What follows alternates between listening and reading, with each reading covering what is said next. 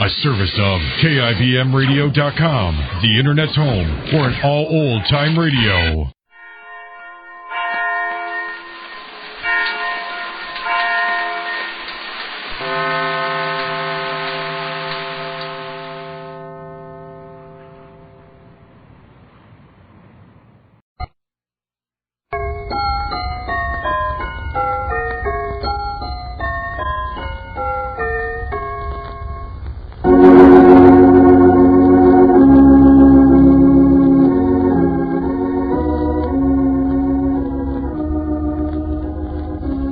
Merry Christmas, kind friends and neighbors.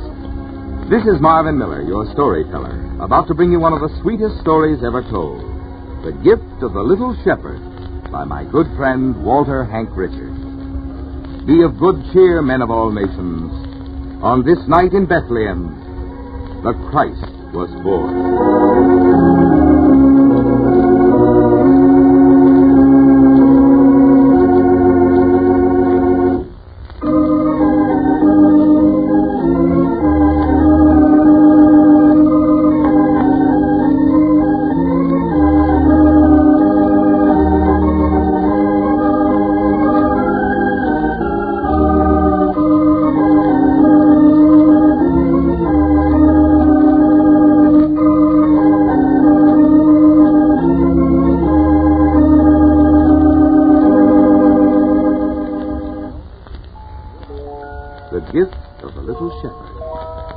It all happened in the dim, distant past on the eve of the very first Christmas.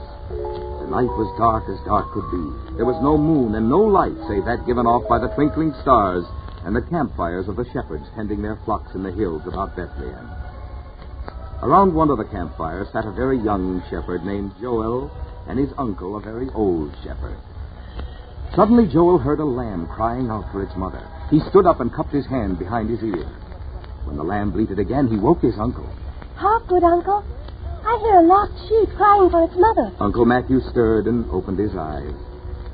I is the lamb of the old ewe that was slain by the wild beasts at eventide. Uncle Matthew hesitated, and then observing how interested his nephew was, he smiled knowingly. Go forth, little shepherd, and rescue that lamb, and thou mayst keep it for thy very own. A lamb of mine own, good uncle? The old shepherd nodded. Aye, 'tis well thou shouldst know the joy of possession in thy youth. The little shepherd was off like the wings of the wind, and in no time at all he reappeared in the circle of firelight, clutching a tiny lamb close to his breast. Old Matthew nodded his approval. The little shepherd was filled with pride, for this was indeed the first thing of importance that he had ever owned. Now I am grown to man's estate. I am no longer a child. I am a man with property. Jehovah is good, dear uncle, and thou also. During the hours that followed, the little shepherd fed and watered the little lamb. Then he bathed the little lamb. Then he bathed it and dried it and combed its white fleece. By the time he was done, Joel had grown, oh, so weary, and his eyes were so heavy he dozed off to sleep by the fire, holding the baby lamb in his arms. The old shepherd smiled in his beard, and as the midnight hour approached, he raised his eyes toward the skies and breathed a prayer. Blessed Jehovah, thy grateful child looks up unto thee, offering thanks for the midnight and the silent stars. The sky is thy temple, O Jehovah, and here 'neath thy stars I am close to thee. Suddenly the old shepherd became conscious of wondrous music in the night. A light was growing brighter in the sky overhead. Now it was like daylight, then like the sun, then like 1,000 suns. Other shepherds tending their flocks on the hillside began calling out to each other. Is this a fire, or has a star fallen? Then, as the light grew brighter than anything they had ever seen, someone cried out, It is the end of the world! Woe unto Israel! And the lamenting of the frightened men awoke the little shepherd. And when he saw the great light, he too was afraid. And he clutched his little lamb closer and cried out, Uncle! Uncle, where art thou? The old shepherd placed his arm about the little shepherd. Have no fear, little shepherd. The hand of our Lord Jehovah is in this. The little shepherd knelt beside his uncle. And raising his face toward the blinding light, he began to pray. Be merciful, O Jehovah. Spare my uncle and his flock. And if thou takest me, take also my little lamb to join thy heavenly flock. Suddenly, before their upturned eyes, there appeared in the heavens an angel of the Lord, hovering in the sky with his great white wings outspread. The angel spoke in a loud voice. Fear not, good shepherd. I bring ye tidings of great joy. For unto you is born this day in the city of David a Savior, which is Christ the Lord. And this shall be a sign unto you. Ye shall find the babe wrapped in swaddling clothes and lying in a manger.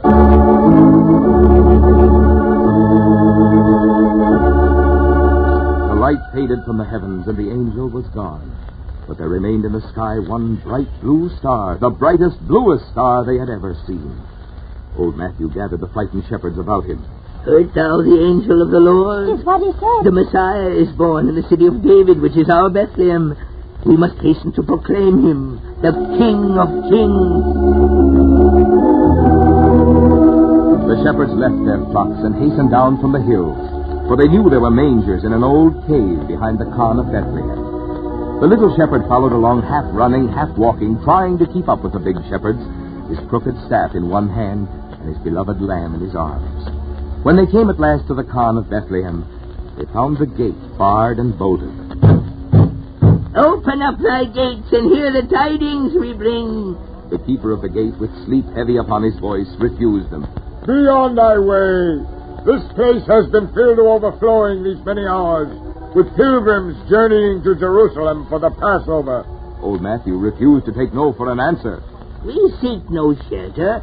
We are shepherds from the hills, come to tell of the marvels which we have seen and heard this night. I have seen the marvels, but I have heard nothing. Please let us enter, good keeper of the gate. How am I to know you are not thieves, come to rob the patrons of my establishment? Look thou, good keeper.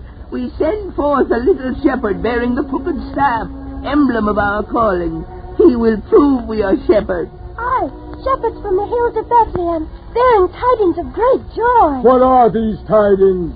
On this night the Messiah was born in a manger here in Bethlehem. The Messiah born in a manger? Aye, even as the prophet foretold.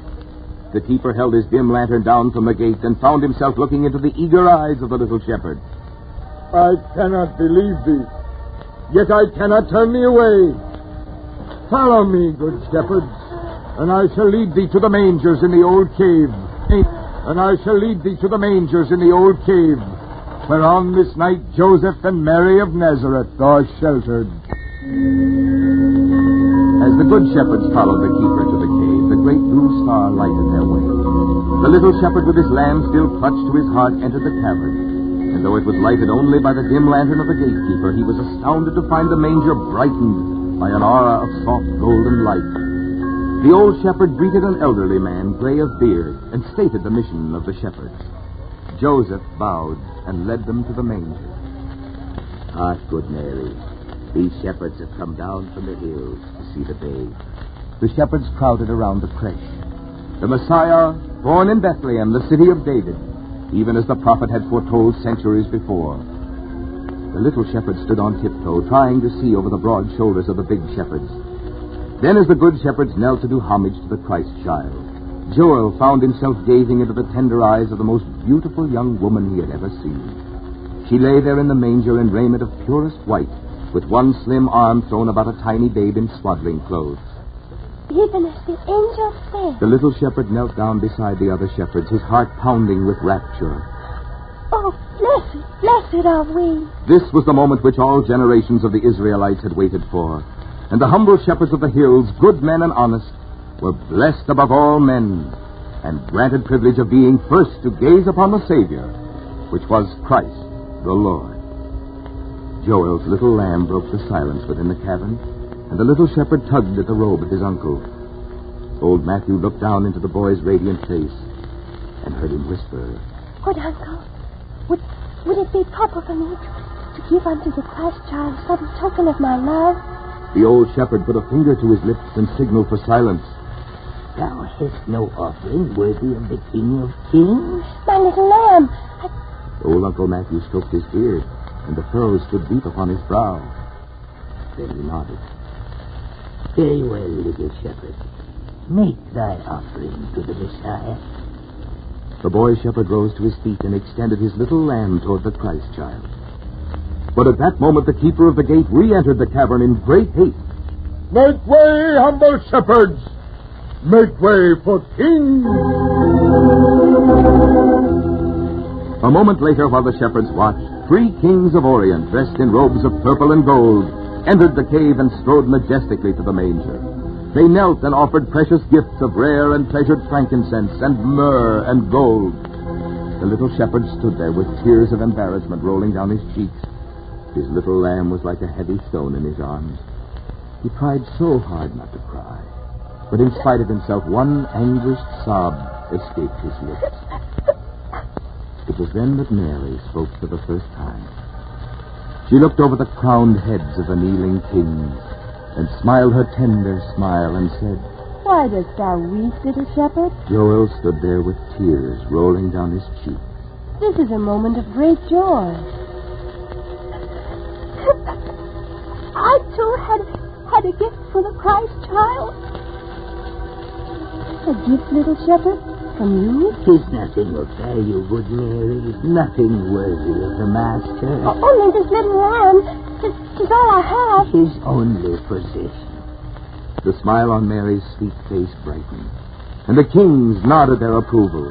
Come forth, little shepherd, and dry thy tears. The Holy Mother held out her hand, and the little shepherd came forward. And kneeling, he placed his beloved lamb in the manger beside Jesus. The Christ child awoke then, and the light about him grew brighter. My lamb for thee, Lord Jesus, to be thine own. The infant Jesus seemed to look first at the lamb nestling in the manger beside him, and then into the adoring face of the little shepherd. The light about Jesus brightened into a golden halo as a smile crossed his baby lips. The gift of thine only possession has pleased the babe. Aye, far more precious than our gifts of frankincense, myrrh, and gold are the gifts of sacrifice. Thy gift pleases him more than all the rest. See, he smiles upon thee, his first blessing. The Holy Mother placed her hand upon the curly head of the shepherd boy. By the gift of sacrifice, thou hast revealed the heart of the earnest giver. May thou dwell upon this earth as the patron saint of true giving until the very end of time. The little shepherd kissed the hem of Mary's gown. Sweet Mary, I know now that 'tis more blessed to give than to receive.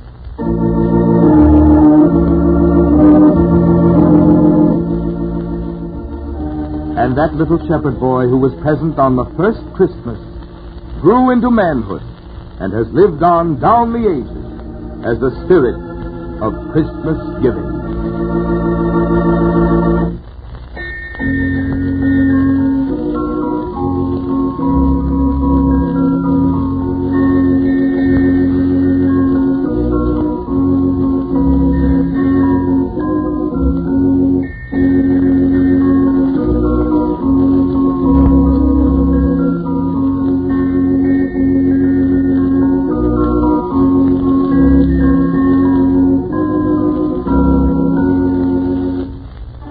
This is your storyteller, Marvin Miller, offering the best of the holiday season to you all. This radio greeting card, The Gift of the Little Shepherd, was written by Walter Hank Richards, and I was assisted in its presentation by Colleen Collins, with Ivan Ditmars at the grand organ.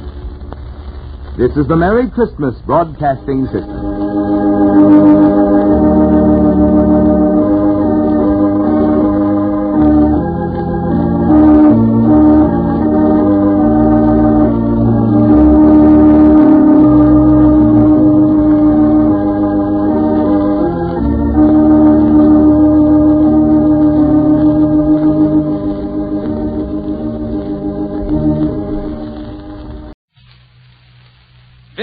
Presents the Matinee Theater, starring Victor Jory.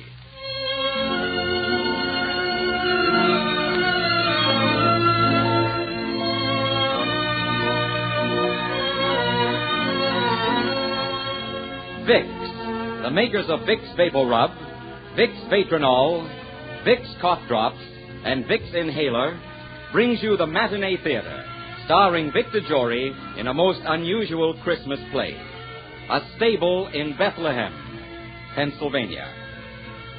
First, here's a good thing to remember when you catch a cold. The best-known remedy for relieving miseries of colds is Vicks Vapor Rub.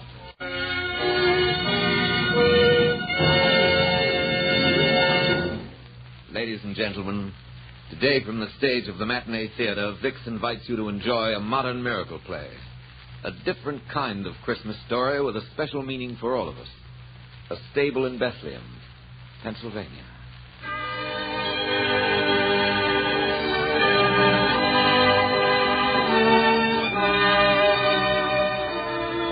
It's Christmas Eve, and behind the window of an exclusive Fifth Avenue club, two elderly men look out on the world with jaundiced eyes.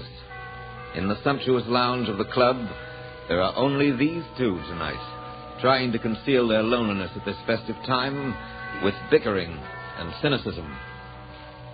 Oh, these chimes. I suppose we'll have to listen to those chimes all evening, Gordon. Yes, Christmas. The commercialism and hypocrisy of the whole thing turns my stomach tonsils. Oh, that's something we agree on. It's all so obvious. Think of all those millions of people out there wrapping presents. Why? Only because they feel obligated, or they're trying to bribe somebody. Take you all these years to learn that? And these Christmas cards. Nothing but assembly line sentiment. People buy a card, put it in an envelope, stick a stamp on it, and send it off saying, "There, thank the Lord, he's taken care of." Christmas cards are a system whereby people remember to forget you. Greetings of the season. Yes. And when they get through sweeping out the tinsel and adding up their bills, they'll be back at each other's throats again. Look at these holly wreaths in the window. That Christmas tree with all its baubles. By George, I'm going to complain to the board of directors about this. Just needless expense. But I suppose I won't get anywhere. There's a prize collection of nitwits, our board of directors. No. Wait a minute, Gordon. Wait a minute. I resent that. I happen to be a member of that board. I apologize. I should have said they're all nitwits but one. Oh, thank you. And that one's a fool. Huh? Now, look here, Gordon. All right. You know, Townsend, I'll make you a wager. What's that? I'll bet not 1 in 50 people down there in the street knows the story of Christmas, of Bethlehem, the shepherd. Oh, they know the story, all right. The strange thing about it is that they believe it. You're right. The miracle of Bethlehem is a myth. Are you sure of that, sir? Huh? What's that? Who are you? You're new here, aren't you? Yes, I am. Oh, I see. A substitute, eh? I suppose because some of the staff are home trimming their Christmas trees, celebrating. We don't matter, of course. We just pay our dues. I'm here to serve you, gentlemen. And probably getting time and a half because it's Christmas Eve. Well, we want 2 hot toddies. That's the only real thing about Christmas, the club's toddies. Yes, sir. And hot means hot, not lukewarm. Wait. Tell me something. Yes, sir.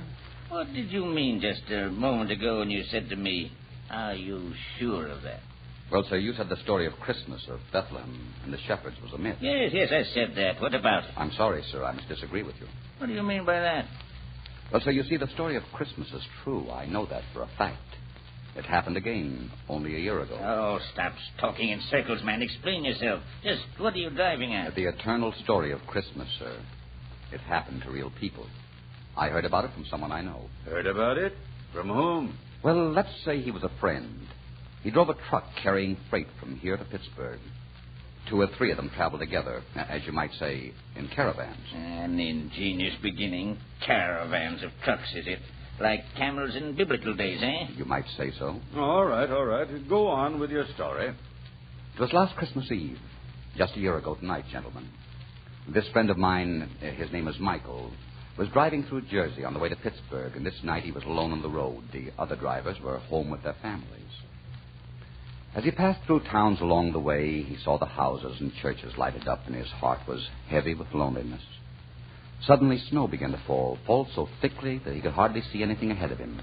Mike drove along slowly, feeling his way. And all at once, a figure of a man loomed up in the flood of his headlights, stood there, motionless in the middle of the road. Mike had to slam on his brakes so that he wouldn't run over him.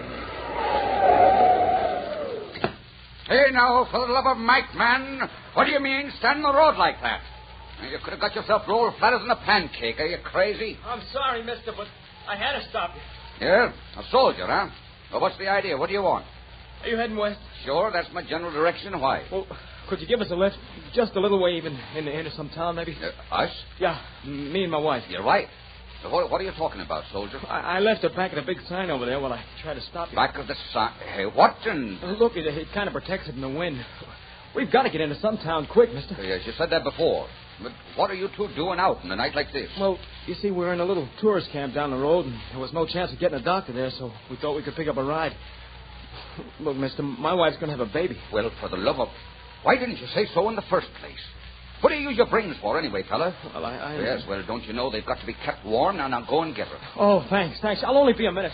Mary. You run up against on the road. A fine thing. Me, a delivery boy for the store. I must have seen that sign 100 times. Golden Rule Department Store. Our slogan is, do unto others as you'd have others do unto you. Well, they couldn't have picked a better sign. Look, Bud. Hurry up. Oh, we're ready, mister. Okay. Get in. Gosh, lady, you look half frozen.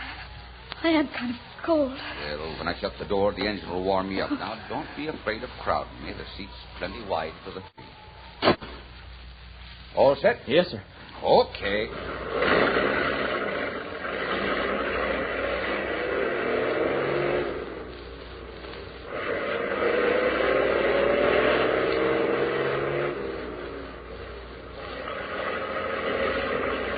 We'll find some place in the road and stop for some hot coffee. That'll thaw you out, ma'am. I don't know what we would have done if you hadn't stopped for Joe. It's going to be all right now, Mary, honey. He understands. Well, I wouldn't say that, Joe. Me being a bachelor. But like my mother used to put it, bless her soul, babies manage somehow to make their way into the world. Yeah.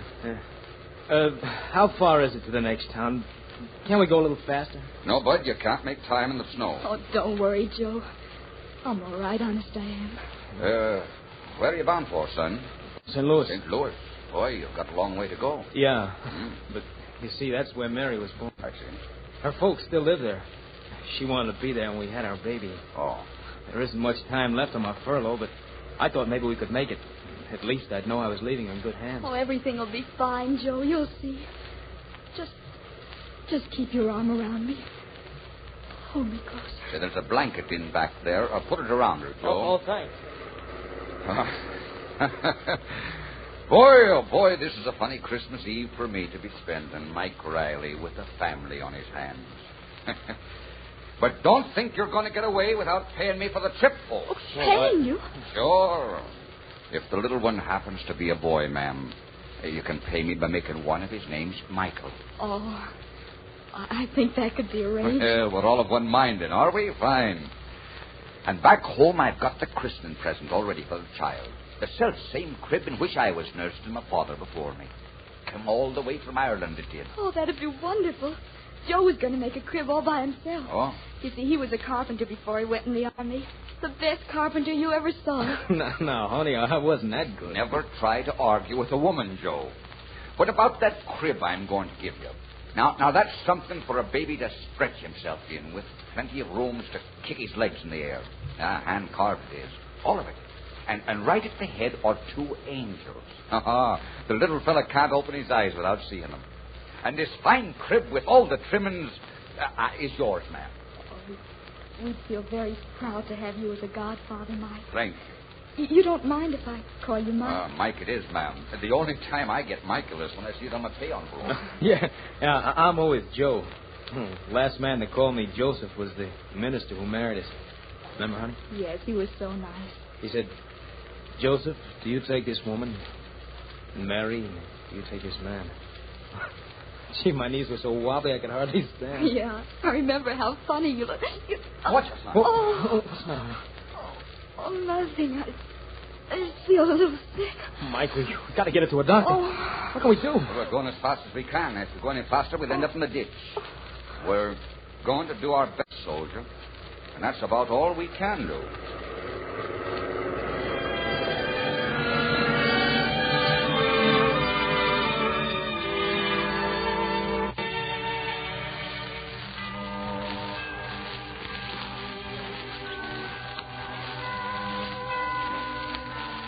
Well, what's the rest of your story? Why did you stop? I just thought you might want your hot toddies, sir. Well, never mind the tutties. You go on. Yes, go on, Joseph. Joseph, the carpenter, and his wife, Mary. I must admit the first part of your story has a very ingenious parallel. But where do we go from here? Well, the storm got worse and worse. And the truck staggered on through the blizzard. It was a night that never seemed to end. Joe and Mary held on to each other desperately, like two frightened children. Mike was groping for words to help them. It wasn't easy. Come out of it, you two, now, will you? Come out of it now. No matter what happens, you have each other. Think of me riding up and down this road day in, day out. You don't know what it means not to have someone you can put your arms around and love. Oh, I know, Mike, but Mary's hardly more than a kid. We've had so little time together. Why, we haven't even got a... You don't know what you've got, son. You don't know what you've got compared to lots of other people. He's right, Joe. So right. Please, listen to him. Now, you take a fellow like me, Mary. I go along the road passing by houses with all the lights shining out at me and the kids laughing and dogs barking and people safe inside their houses. And it gives me an emptiness in my stomach. Because, you see, me and my truck, we could disappear into the darkness of the night and no one would care one way or the other. You know what I mean? We come into this world lonesome, and it's a wonderful thing when you can find someone to share it with you and feel all that emptiness. Well, what are you slowing down for, Mike?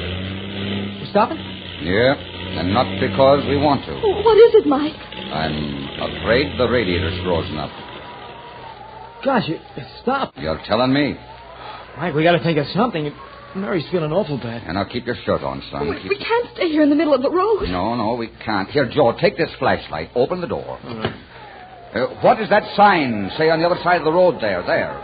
Can you see? Yeah. There? 1 mile to Bethlehem. 1 mile to Bethlehem. Why, I know where we are.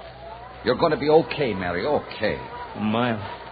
Might as well be 1,000 miles right now. Not as bad as that, Joe. There's an old guy lives down the road a little way. Just much of a place. It used to be a livery stable.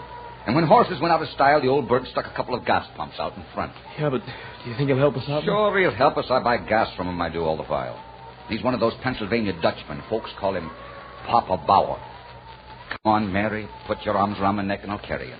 I'm sorry to be so much trouble, Mike. Trouble? Think nothing of it, kid. Take the flashlight, Joe. Yeah, all right. You're just a little wee bit of a girl, Mary.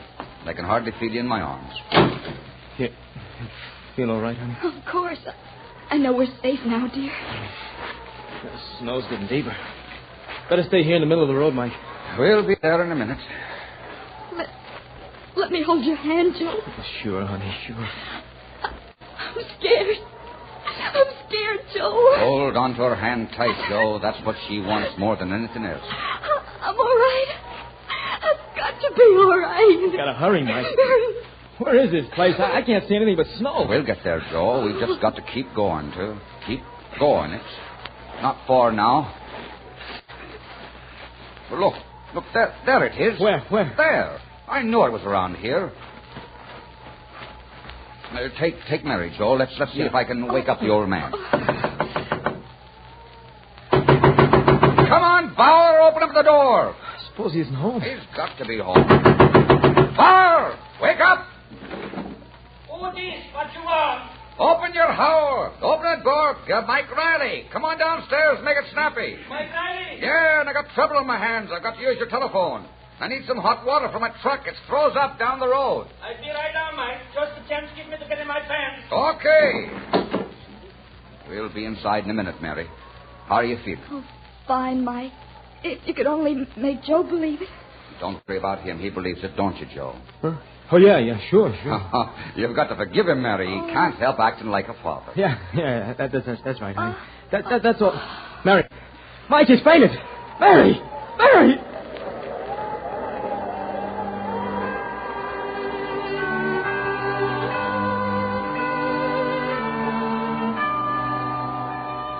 Well, they waited a few minutes. Joe and Mike and Mary. Minutes that seemed like hours. Papa Bauer finally came down and let them in. And there they were, Mary and Joseph and Mike Riley, in a stable near Bethlehem, Pennsylvania. That's pretty good. Mary and Joseph and Mike Riley. Yeah, but what about the shepherds and the wise men? Oh, they came. And there was a star, too. Oh, come now. Would you like me to finish, Jack? By all means. I wouldn't miss this for the world. No, Nerai, go on. Well, Mike and Papa Bauer started calling up doctors for Mary. But it was Christmas Eve. It didn't seem many of them were at home. They must have tried about 20 doctors, going right down the list. But all they got were maids who said they'd try and find Dr. So-and-so and tell him about it. They were getting desperate. Mary and Joe were upstairs in Papa Bauer's room, and they all knew Mary's baby would be born. This one's out, too. My. What do you have to do to get a doctor around here, anyway? Well, Mike, it's, Christmas Eve. Yeah, well, look, you keep on the phone, Bauer. I'm going upstairs. Let me know if you have any luck. I'll keep my drum.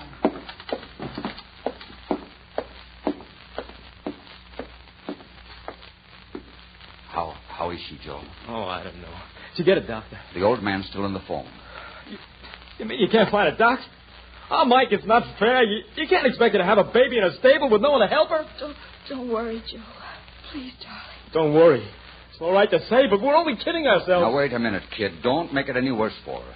May I have some water? Sure, Mary, all the water you want. Here you are, honey.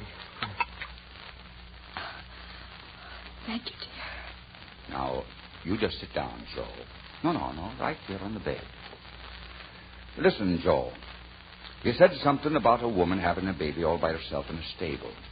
Well, I'm not exactly a religious guy, but I can remember my grandfather telling me a story I never forgot. Oh, Mike, this is no time for stories. It's always time for this story, Joe. I can still see the old boy's gentle smile as he told it to me. It went something like this. The birth of young Jesus, he'd say, was a miraculous thing. It happened in those days that Joseph came to Bethlehem with his wife Mary, who was great with child. There was no room at the inn for them, no accommodations. But there in a stable, she brought forth her firstborn child, a son, and wrapped him in swaddling clothes. And because she didn't have a crib, she put him in a manger. Now, in that part of the country near Bethlehem, in the Holy Land, there were some shepherds keeping watch over their flocks by night. And what do you suppose happened?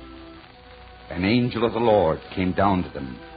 The glory of the Lord shone all around them. They were pretty scared, these shepherds. But the angel said to them, you don't have to be afraid.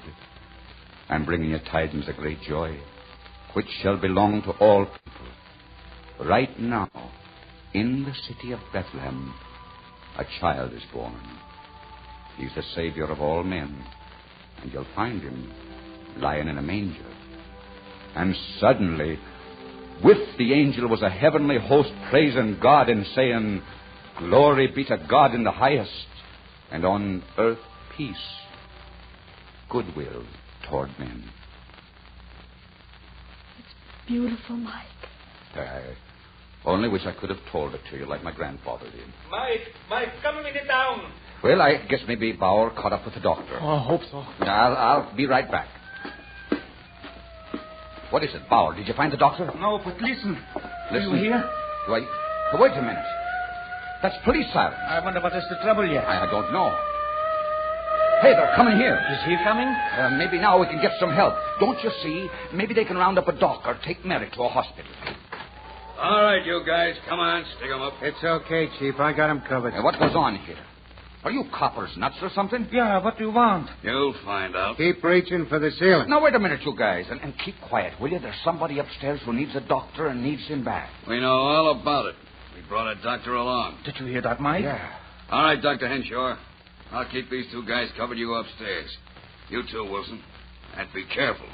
They may be desperate. Okay, come on, Doc. Chief, what's the big idea? You phoned for a doctor, didn't you? Sure, but we didn't hope for this kind of service. I am a quiet, law-abiding man. Everybody knows Papa Bauer. Never mind. Stand up against the wall, you two. Now, what's your name? Mike Riley. I suppose you don't know anything about the stick-up at the country club tonight. Stick-up? Oh, listen, Chief, I'm a truck driver on my way to Pittsburgh. Now I'll tell one. Well, it's true. My truck's parked just up the road with a frozen radiator. Hey, Swenson, go see if there's a truck around here. Yeah, Chief. What I can't understand is who sent you here. Yeah, all we did was phone for a doctor. And that's where you made your mistake. Huh? One of the doctors you phoned was Dr. Henshaw, the one upstairs. He's a member of the Bethlehem Vigilance Committee. The which? You heard me. A group of professional businessmen who make it a point to suppress crime. And what's the criminal about what's happening here? Quiet. 3 members of the committee were at the country club when you pulled off that stick-up. Dr. Henshaw, Lawyer Marshy, and Mr. Davis, who owns the Golden Rule department store. And Dr. Henshaw's maid phoned and said there was a rush call out here. They put 2 and 2 together and called me at headquarters. Well, I'm afraid they're going to be surprised. Oh, yeah? We'll see who's surprised. The job was pulled by a mob of 4. The 4th guy was a little slow on the getaway. As he was leaving, he saw a pendant that Mrs. Henshaw was wearing and stopped to rip it off. By the time he got to the door, the steward had a chance to get the gun out of his desk, and he winged this 4th guy in the leg. So naturally, he'd be needing a doctor. And so these 3 wise guys think they can pin it on us. Chief, you may not know it, but you've seen a miracle happen tonight. I don't know what you're talking about. No? We'll find out. Okay now, Chief. What's okay, Wilson? We got here just in time. Where's the doc? Oh, he's upstairs. And you ought to see the little rascal who caused all this commotion. This ought to be good, Bauer. Yeah. I don't see what's so funny. You should have seen him, Chief. Sweet as a lamb. Huh? Didn't he make any fuss? Not a single yip out of him. Did he pull any rough stuff? Only grabbed hold of my finger. Wilson, you've been drinking. Now pull yourself together. Listen carefully. What did he say? Will he talk? Well, in a year, maybe. You can't expect too much. Wilson, what are you talking about? The baby, of course. Did you say a baby? That's what he said. I heard him. Well, full of flat-footed. Now, Chief, watch your language. There's a child in the house. I was going to kiss him, but Dr. Henshaw said I might give him germs. Did you hear that, Bauer? It's a him. Yeah, is it not wonderful? And in my stable already. Listen. Will you be listening to him now? With a pair of lungs like those, there's no telling what he'll make of himself in the world. And now, Chief, if you put that gun down, I'll be on my way upstairs. Why, I think I'll go with you. Oh, sure, and why not now? And you know, once the little darling sets his eyes on my beaming countenance, he'll be nothing but smiles. And while I'm at it, Chief, I'm going to ask him what he was doing at the country club tonight. You know, he's much too young to be doing gallivanting.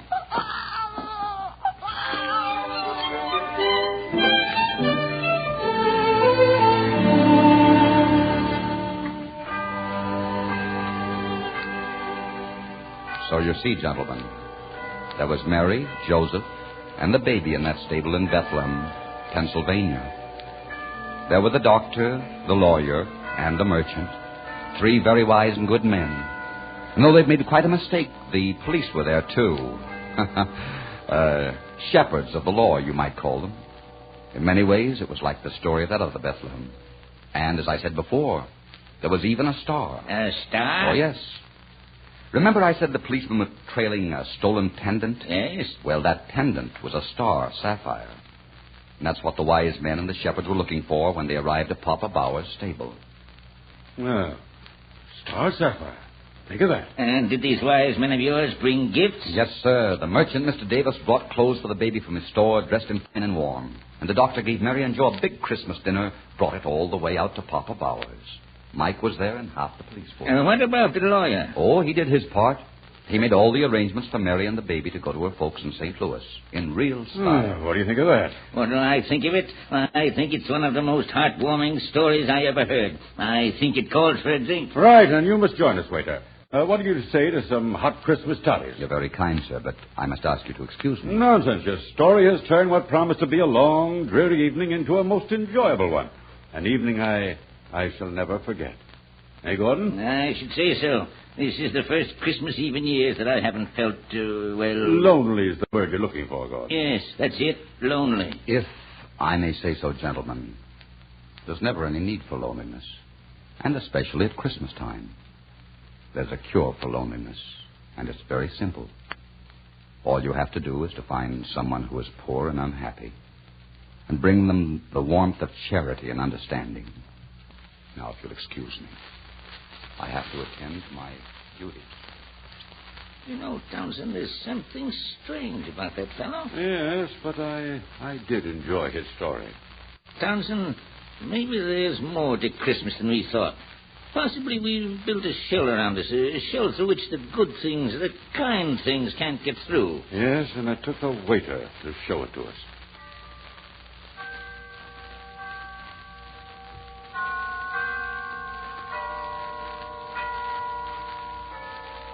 Well, Townsend, I wonder what that fellow's doing about those tuddies. I'd better ring. Now, why do you suppose he wouldn't have a Christmas toddy with us? Oh, I don't know. Probably he's... Did you ring? Oh, it's you, Tom. Yes, Mr. Gordon.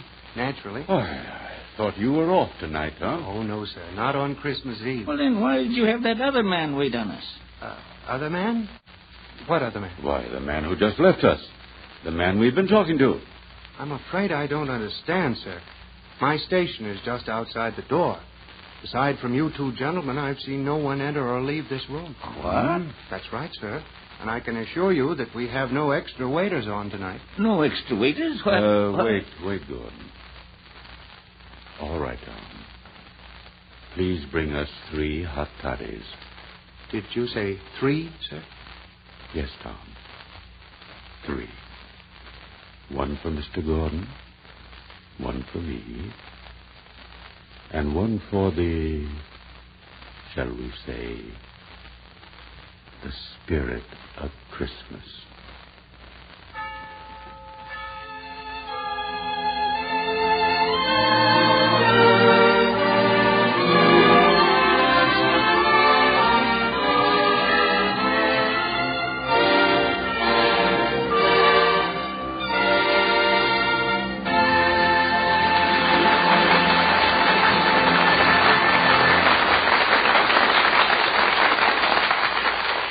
This is Victor Jory, friends. I do hope you've enjoyed our Christmas play. And you know this Christmas is unusual because Americans will observe Christmas this year in many, many parts of the world in many different ways. Yes, in many different ways. As one small voice in the never-to-be-still spirit of Christmas, I want to express you the deep and sincere holiday wishes of all of us who bring you Vic's Matinee Theater. Our producers, our cast, our director, our writers, and our technical men, Mr. Warno and his orchestra, and our sponsor, Vic's. To you, our audience, we say thanks for your many expressions of appreciation for our efforts, the knowledge that you're enjoying our productions, and to your relatives in the service of our country who can't be with you tomorrow, well, God bless them, and bring them back safely for another Christmas. Thank you, and a very Merry Christmas.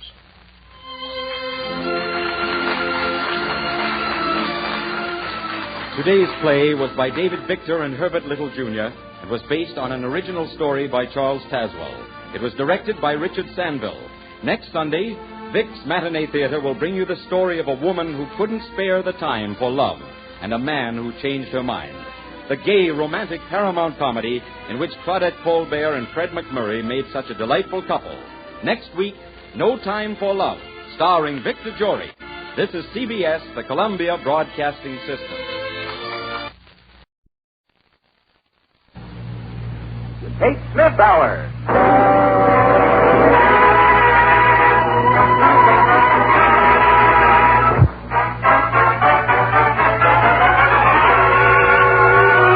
Good evening. This is Ted Collins saying Merry Christmas and starting another Kate Smith Hour on its way to Americans everywhere.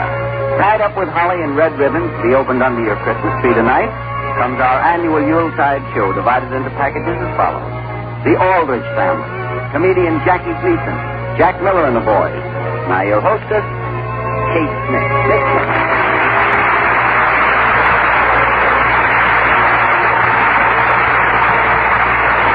Hello, everybody.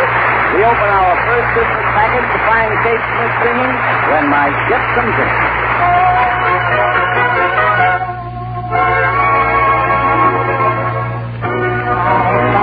Every ice cream factory, all the kids can come and get it free. And I'll throw all the pennies in the sea. When my ship comes in, I'll buy a bell of public schools in time. And all day long I'll have them closed up high. They'll be used for picture shows at night. When my ship comes in, say I'll buy Barnum and Bailey, and I'll move them right next door. They'll give two performances daily for the kids who never saw shows before. I'll go to each department store and say, Mr. Santa Claus, and raise his pay. And I'll tell him that we'll have Christmas every day when my ship comes in.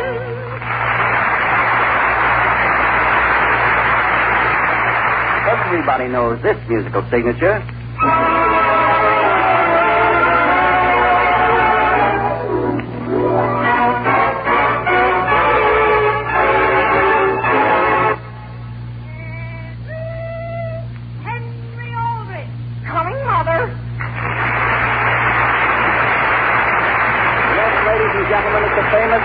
Family is written by Clifford Goldsmith with Dick Jones as Henry Aldrich and Jackie Kelk as Homer Brown. Mr. and Mrs. Aldrich are Catherine Roth and House Jameson.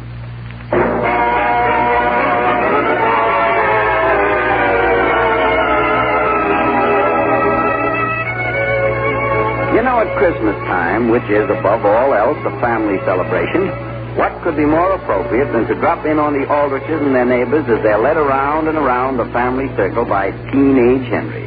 The scene opens at Homer Brown's house, and the time is Christmas afternoon. Now listen, Henry. This wristwatch isn't yours. My father just gave it to me for Christmas. But it's exactly like the one my Aunt Harriet gave me. And I can't find it.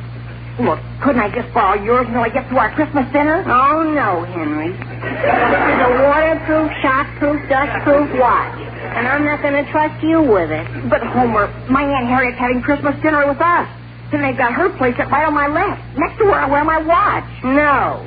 Supposing my folks ask me what time it is. All right. Give me a call, and I'll be very glad to tell you what time it is. No. Would you be interested in 3 weeks of my allowance? Well, 3 weeks? Come on out here in the front hall so we don't bother my father. Boy, thanks, Homer. Boy, if I got to run, when I left the house, my mother was just getting the turkey out of the oven. Hold on. What is it, Father? What time is it? Why, Oh, Mr. Brown, it's exactly 5 minutes to 2. So long, Homer. Homer, could you come here a minute, please? Now, Father? What was it you just gave Henry as he went out the door? Why, I tell you, Father, he's going to give me 3 weeks of his allowance. I want you to march over to Henry's house and get your watch back, or you'll go without your allowance for 3 months.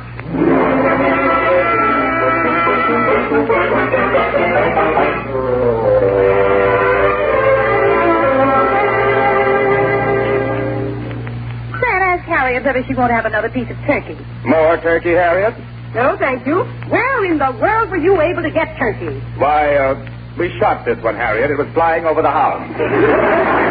Henry, is that watch I gave you keeping good time? Oh, yes, Aunt Harriet. It doesn't lose it. It hasn't lost. It's swell. Who could that be at the door? I'll see who it is. Don't you want me to, Mother? No, thank you, Mary. I'm already on the way. Let me see the watch, Henry. Oh, you want to see it? Here it is, Aunt Harriet. Hello there, Homer Brown. How you doing, Mrs. Aldrich? Could I speak to Henry a minute? I'm sorry, but Henry's at dinner. But gee, Mrs. Aldrich, my father says I have to see him. Homer, Henry will be busy all afternoon entertaining his Aunt Harriet. But, Mrs. Homer, Aldrich... I'm quite sure anything you have to say can wait until morning. Goodbye, dear, and Merry Christmas. Okay, Mrs. Aldrich. The only thing is... Alice, who is it? Homer Brown, Sam. He never comes over here except when we're eating. Who doesn't, Mother? Homer. Apparently, he has no idea whatever of the time. Oh, Homer? Homer Brown? What's the matter with him? Nothing. Nothing. I'll clear the table, Mother. Mary, you help get the dinner. I'm sure Henry will be glad to clear the table. Oh, yes, Mother. Gee, considering all the swell Christmas presents I got, the least I can do. Put everything on the big kitchen table. Yes, Mother. Hey, Henry. Hey, Henry. Who's that? It's me. Homer, where are you? I'm here behind the refrigerator. Henry, I've got to have my watch. Listen, Homer, you gotta get out of here. But, Henry, Quiet, Homer. My folks will hear you. Henry? Oh, boy. Yes, Mother? Get out, Homer. I've got to go back there. I'm going to wait right here, Henry, till I get my watch. No, Homer. Henry! I was just fixing the dishes carefully, Father. Here I come.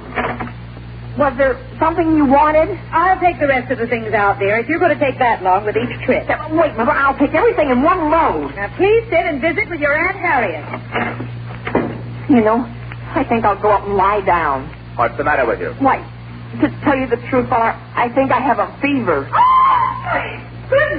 Henry, what are you doing? I'm tired. What do you think I found in the kitchen? Listen, Mother, let me explain. I left the burner on under a brand new pan. You did? Is that all? Well, what do you mean, dear? Is that all? Mary? Yes, Mother? How many pieces of pie did you cut out there? 5. Well, I could only find 4. There's one missing? Well, what could that be? That whistle, you mean? Yes, it sounded as though it was right here in this house. I think it came from the cellar. From the cellar, Mary? She was what's in the cellar that would whistle? And Harry, will you have some salt on my pie? Well, some people like it. Stan, is the hot water heater down in the basement all right? Perhaps I better go down and see. You sit still, Father, and finish your pie. I don't mind going down, Henry. I'm halfway out to the kitchen already. Well, when you get down there, just turn the glass off. Yes, Father. Hey, Homer. Homer, you down there in the basement? Yes, and I want my watch. It's so dark down here. Where are you? In the coal bin.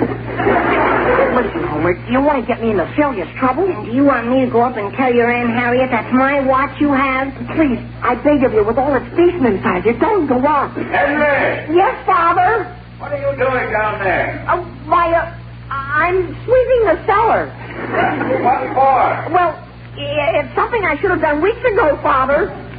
Quick, Homer, my father's coming. Oh, let me up the stairs. Can't go upstairs. You gotta go in here. In where? In this little room where my father has his work bench. But gee whiz. Okay.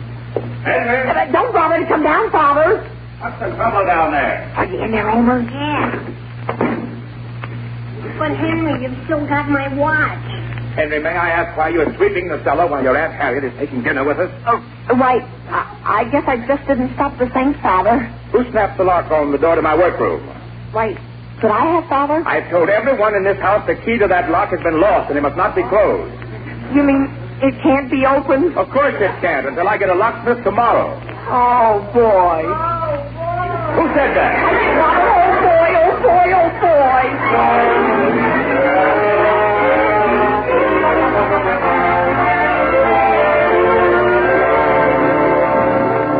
Henry, draw a card. What? Oh, a card, Aunt Harriet? Either you're going to play gin rummy with me or you're going to stare at the wall, but I want to know which.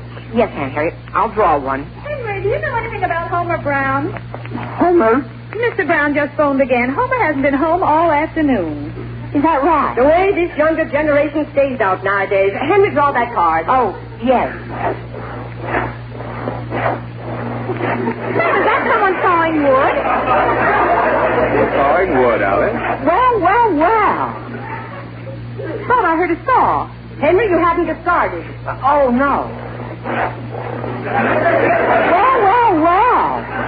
What do you mean, well? Keep quiet. I thought I heard that sawing again. It sounded as though it was in the basement. Would anyone like to hear me play the piano? Henry, we would like to figure out where that sawing is coming from. Oh, excuse me. Now then, let's listen. Well, You wait. who could that be? Sam, you didn't invite anybody over to spend Christmas Day with us, did you? Not that I remember. I'm going down cellar and see what that is. Who is it, Alice? I don't know, dear, and I won't know until I open this door. Hello, Mrs. Aldrich. Homer! Mother, is that Homer? Henry, I want to talk to you in private. Homer, what on earth do you have on your clothes? Oh, that's just a little coal dust and sawdust. And if you don't mind, I'll go into the living room and wait till Henry's through. Who's coming in here? I am. I've always wanted to learn how to play gin rummy. Now I can. Now listen, Homer. Well, if you want to learn from me, young man, you're too late. I'm going home. You are, Aunt Harriet? You really have to? Boy, that's swell. I mean... Henry, I won't see your watch. Wait, it's exactly 8 minutes after 5. Take it off. I want to look at it. Off. Henry, are you taking it off? Henry, how would you like to have me take this watch down to the jeweler's and have your monogram put on it? I've monogram, Henry. Yours?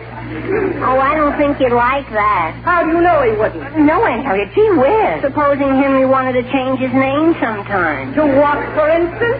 Oh, where did I put my pocketbook? But, Aunt Harriet, I look ridiculous. Henry, having your initials put on there won't make you look ridiculous. No, but it will me. Young man, you aren't jealous of Henry, are you? Oh, no. Why should I be jealous? My goodness, that's strange. Well... Oh, what's the matter, Aunt Harriet? I put your watch down on this table while I opened my pocketbook, and now it's gone. It is? So long, Henry. I'm going home. Homer, wait a second. You can't go now. Bye, Henry. Henry, come back here and help me find your watch. That's the oddest thing I've ever seen. What is, Sam? When I was just down in the basement, I tried the door of my workroom, and the entire board the lock was fastened to came right off in my hand.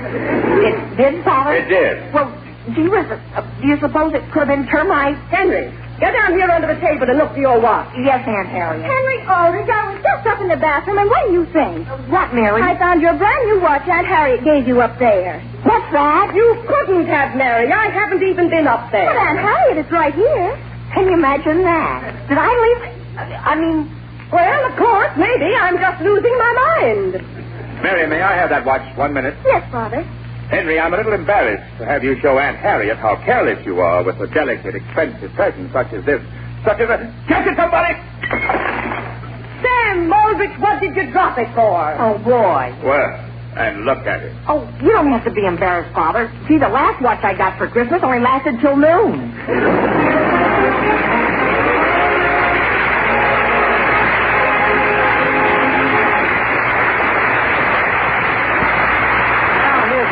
Full of fun, a gift that's crammed with gaiety and laughs. We bring you now that favorite of nightclub, stage, and radio, that star of the successful Broadway musical Follow the Girls, Mr. Jackie Gleason.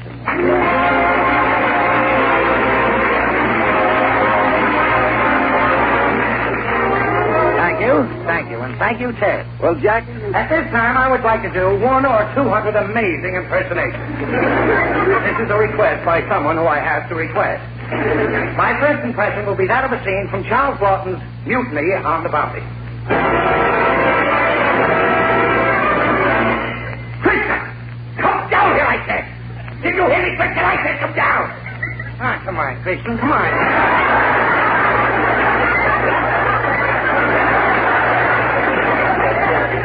My next impersonation will be Charles Boyer in a scene from his last picture.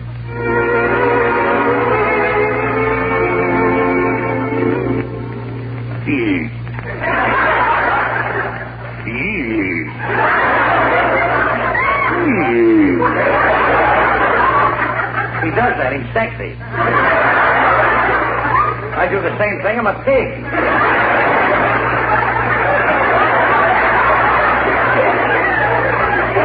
My next will be a scene from Casablanca with Humphrey Gocart and Norma Schmirrer, where Peter Lorre asks for the information. Peter Lorre.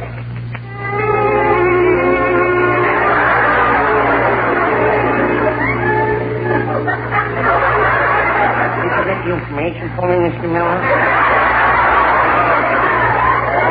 You didn't get the information for me, Mr. Miller? You're supposed to get the information for me. Now, how do you like that, bum? Didn't get the information.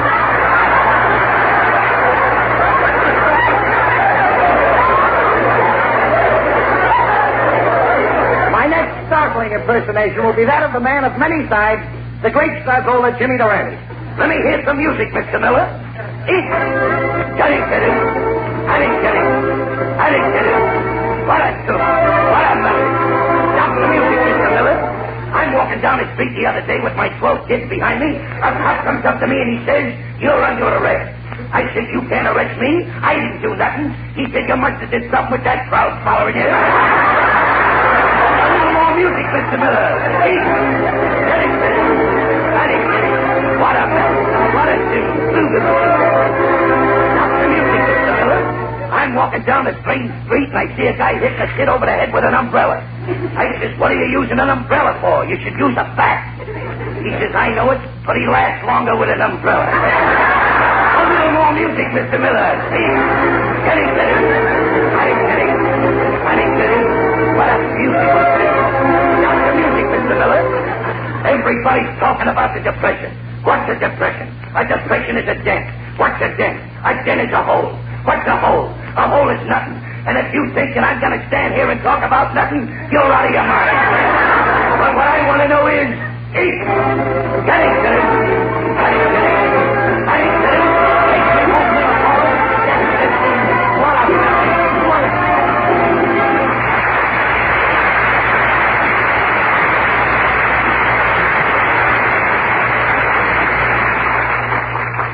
So, Ted, that's how I got into show business. Well, that's very interesting. But by the way, Jackie, didn't love enter your life at any time?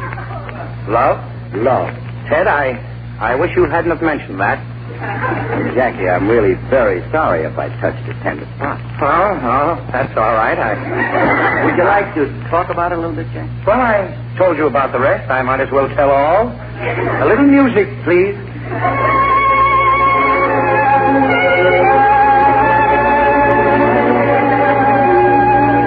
It was in the cocktail lounge of Park Avenue's most fashionable restaurant. There she was, standing in the corner. Her lights were on.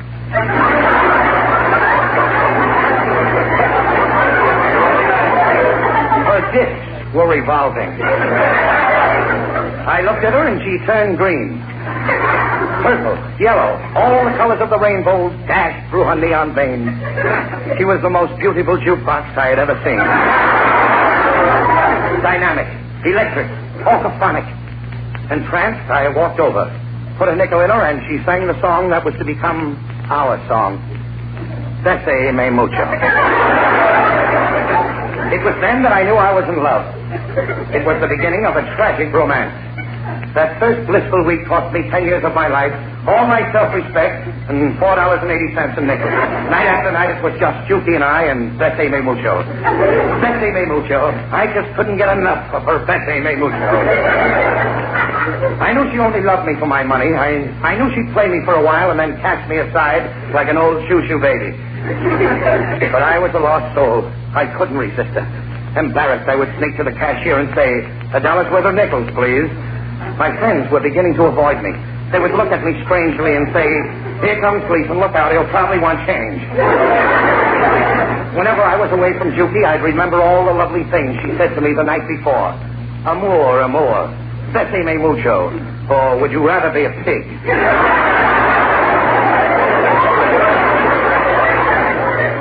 And that tender mad night when she had the hiccups and kept singing, "It had to be you, it had to be you, it had to be you." Then, one night I walked in, and there she was with another man. He said he was the repairman. Repairman, huh?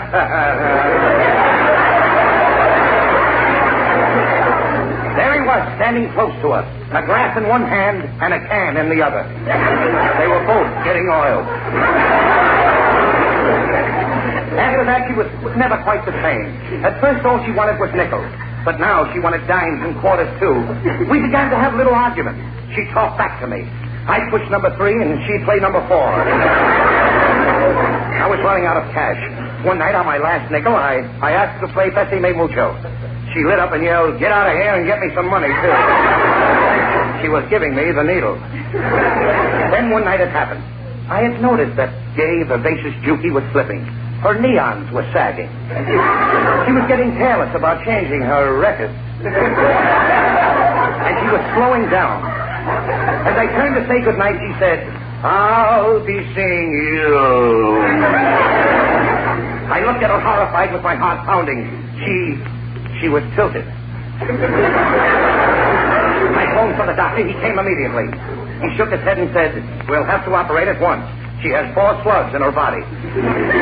He took her away saying, "Don't worry, my boy. She'll be well and back in no time." The next night, I went back to the place. Our place. And there was somebody new standing in Jukie's corner. A loud, flashy, painted hussy. A bleached blonde with a curly maple top. She winked at me with a magic eye, and guiltily I slipped her a nickel. Oh, I don't know why I did it. I was so ashamed. Jukie in the hospital and me playing around with another machine. So I went home and I waited for Jukie's return. But she never came back. She left the hospital and disappeared. I searched for her and couldn't find her, but I heard vague rumors of her decline. From lunchroom to delicatessen. From delicatessen to candy store. And then one day I heard she was working in McGillicuddy's saloon. She had a new steel arm and a new set of waxes. I rushed down to find her. I walked in and my heart stood still. She was lying on the floor. There was a big crowd around her. I pushed them aside and said, "Give her air." How she had changed. There were circles under her eyes where people had set down wet glasses. She had lost all her color on one side, and she had blown a fuse. There she was. There she was on the barroom floor. I picked her up in my arms. I put a nickel in her. Nothing happened. I put another nickel in. Nothing happened. I shook her. "Speak to me," I cried. "Speak to me." Her lights had gone out. She was just an empty shell. She had no motor to guide her. Oh, I knew this was the end. I pressed her close to me. Tears were running down my face. The only jukebox in the world that could ever mean anything to me was dying in my arms. Without a nickel. But before she died, I held her close and whispered, "Goodbye, Jukie." She smiled tenderly and replied, "Goodbye, Jerky."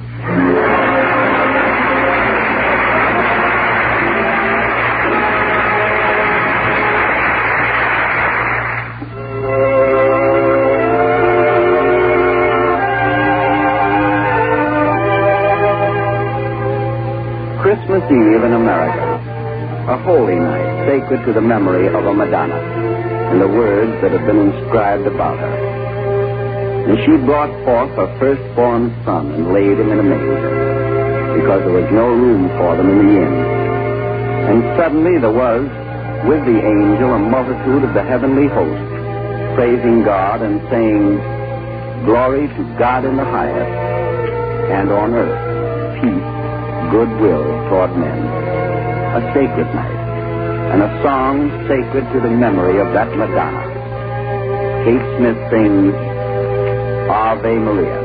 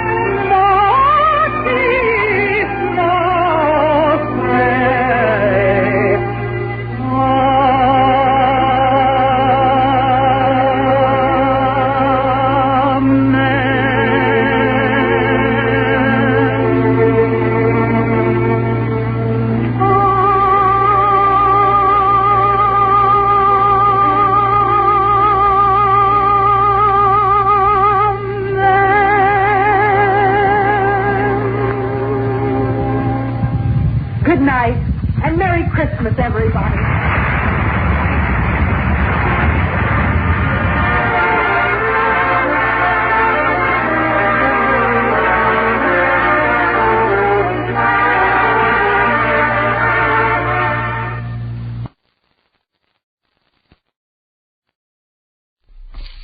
Kraft presents The Great Gildersleeve. Yeah.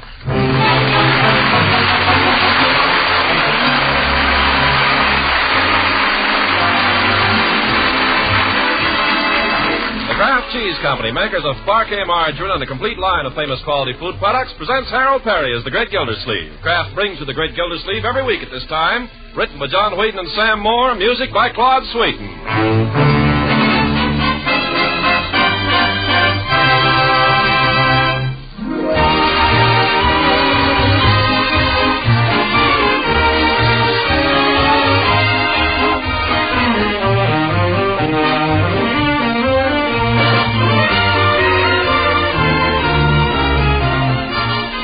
We'll hear from the Great Gildersleeve in just a moment.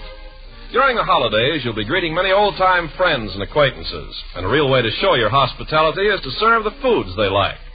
So spread good cheer among your guests by serving fresh bread rolls and muffins with delicious Parquet margarine. This nutritious spread for America's bread, a favorite in millions of American homes, has a fresh, delicate flavor that's sure to satisfy. Parquet margarine is a spread you'll want to serve your family every day in the year, because Parquet is so high in food energy value, so dependable for vitamin A.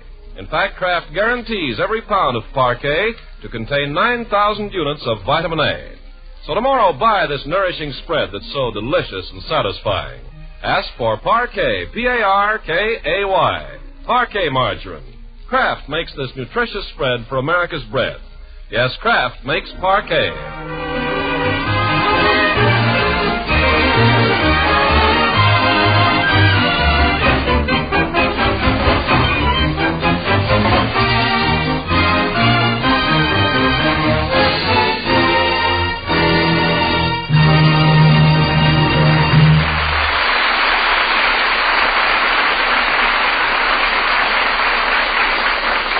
Now, how do we find the Great Gildersleeve at this merry Christmas tide? Well, not so merry. While all the rest of Summerfield is giddy with good feeling and holiday cheer, over the Gildersleeve household hangs a pall, the threat of a lawsuit, a suit for breach of promise by a lady he once admired, prosecuted by a friend he trusted. Oh, the infamy of woman, the ingratitude of man. So heavily do they weigh upon him that he's been unable to give a single thought to Christmas, which is only 2 days off. This seems to be a matter of some concern to Leroy. What do you think he's trying to do, Marge? Just skip Christmas this year? He wouldn't do that. I don't know. Eat your breakfast, Leroy. Gosh, 2 days before Christmas and we haven't even got a tree. You don't think he's been buying a lot of stuff on the sly and hiding it someplace? Nah, I know all the hiding places. Who wants Christmas anyway? It won't be any fun. Gosh, you're as bad as he is, Miss Gloomy Puss. Well, if you ever worried about anybody besides yourself, you'd be worried, too. What good is it going to do to worry? She's going to sue him, she's going to sue him. Leroy, here comes your uncle. Now, let's all see if we can't cheer him up. Yes, let's. Don't do anything to annoy him, Leroy. Me annoy him? Are you kidding? Yep, as I was saying, it's only 2 days till Christmas now, Marge. Only 2 days till Christmas. Oh, hi, Unc. Good morning, everybody. Good morning, Unky darling. Mr. Gildersleeve, what would you like for breakfast? I'll fix you anything you like. We're in a position to offer fried eggs, boiled eggs, scrambled eggs, poached eggs, shirred eggs. What would you like? It better be eggs. I also got oatmeal. Well, it doesn't matter, Bertie, anything. Few prunes, maybe. Prunes? Is it like that? Yeah, prunes and a little tea and toast. Things aren't sitting too well with me these days, Bertie. Poor Mr. Gildersleeve. Unky, I'm sorry. Oh, don't mind me. Hee. Well, only 2 days till Christmas, hey, Unc? Leroy. Well, I'm only trying to cheer him up. 2 days? Is that all it is? Yep, 2 days. What do you know? I got all my Christmas shopping done, too. Great me. I got a present for everybody. I wonder what I'll be getting this year. Christmas. Well, I suppose it's time I was doing something about it. Only somehow I can't seem to get up any enthusiasm. Oh, don't let's bother about Christmas this year, Uncle Mort. We know how you feel. Well, you're a very sweet girl, my dear, and very understanding. Me, too. I'm not asking for anything special this year. Anything at all will be okay. Any little thing. Anything. Front door. I'll go. It might be a package. You sit down. It might not. I'm coming. Oh, good morning, Judge. Is Mr. Gildersleeve in, Bertie? Well, just a minute. I'll ask him. Judge Hooker, how can he have the nerve to come over here? Now, my dear. Mr. Gildersleeve, is the judge out there. Shall I tell him you ain't in? No, Bertie, I might as well face it. Well, children, I guess this is it. At least when this is over, we'll know the worst. Show the judge into my study, Bertie. Yes, sir. No, wait a minute. Yes? First, I think you children better run upstairs, out of the way. I won't say anything, Unc. Well, I will. If I see that Judge Hooker, I'll tell him exactly what I think of him. I'll handle the judge, my dear. Think you better run along upstairs. You too, Leroy. This may be a little unpleasant.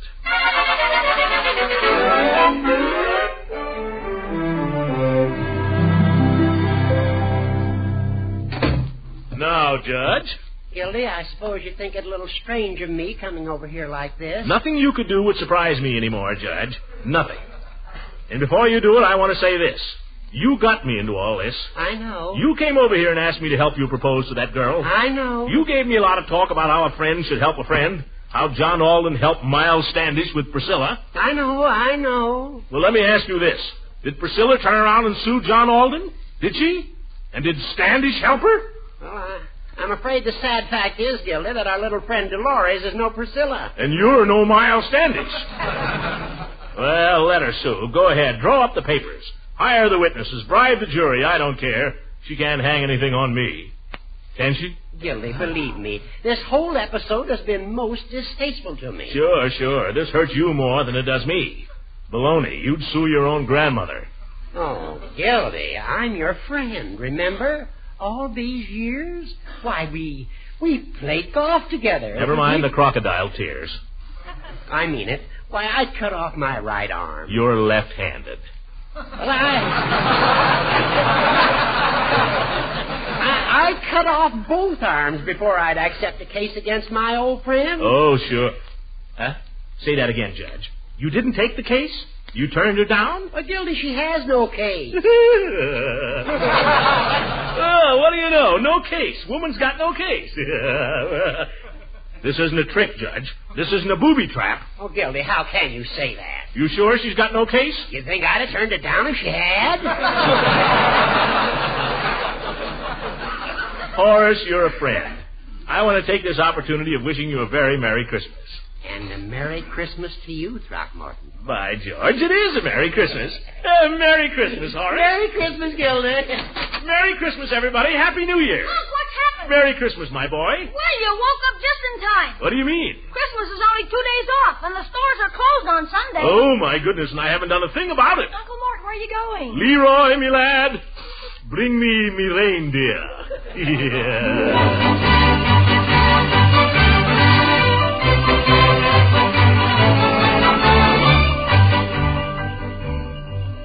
Will there be anything else, sir? Isn't that cute? A regular little train.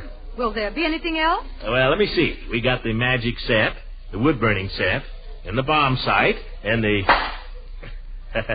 Careful with that pot gun, Sonny. That will be all, then? Let me think. Have I got enough for Marjorie? Marjorie's my niece. Say, I'd like to show you something I bought her. I'd like to get your opinion. Do you mind? Oh, not at all. Oh, there's a lady calling you. Huh? Who? Martin, of all people. Leela. Well, I was just showing this young lady here what I bought for Marjorie. This, sweater. Oh, it's adorable. Pink. It's got buttons, too. You can wear them up the front or up the back, the girl said. Oh, she'll love it. Well, I'll be right back with your parcel, sir. Huh? Oh, thank you. Oh, it's so nice to see you again, Throckmorton. I could swear you've been hiding. Well, I'm back in circulation again, Leela. And by George, Leela, I've never seen you looking better. Why, thank you. Yes, sir. Christmas has put color in your cheeks or something. And sparkle in your eyes. Oh, I love Christmas, don't you? It's the greatest day in the year, bar none. Say, how about coming over to my house tomorrow night, Christmas Eve? We'll celebrate. Just the family. You know, popcorn, candied apples and stuff. I'm getting in a whole ton of mistletoe. Why, Throckmorton, whatever for? Yeah.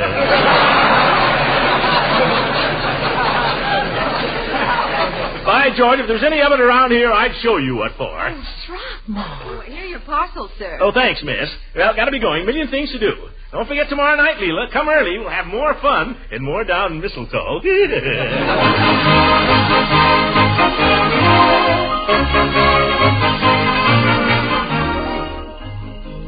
Greetings, Floyd. Greetings of the season. Well, if it ain't Father Christmas. Hi, Commissioner. Come right in. I can't stay, Floyd. I'm in the midst of my Christmas shopping. Yeah, well, I ain't even got around to mine. Keep putting it off, you know what I mean?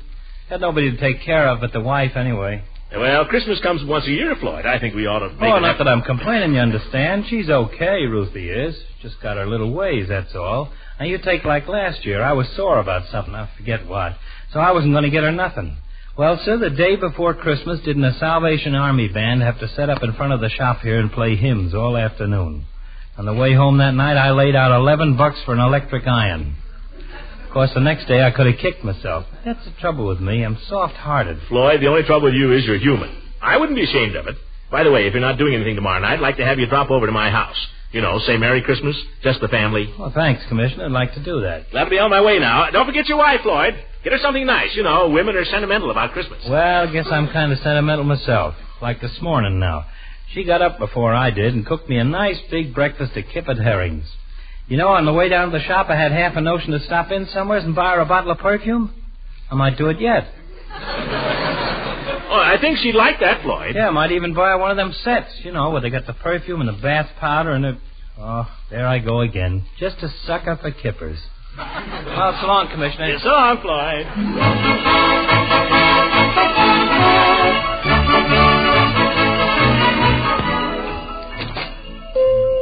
Hey, Peavy, what are you doing Christmas Eve? Christmas Eve? Well, Mrs. Peavy and I usually just spend Christmas Eve together, you know. Sort of a family custom. Well, I don't want to upset any family customs, Peavy. I just thought if you weren't doing anything... Well, we don't do anything, really. We just sit there and listen to the radio.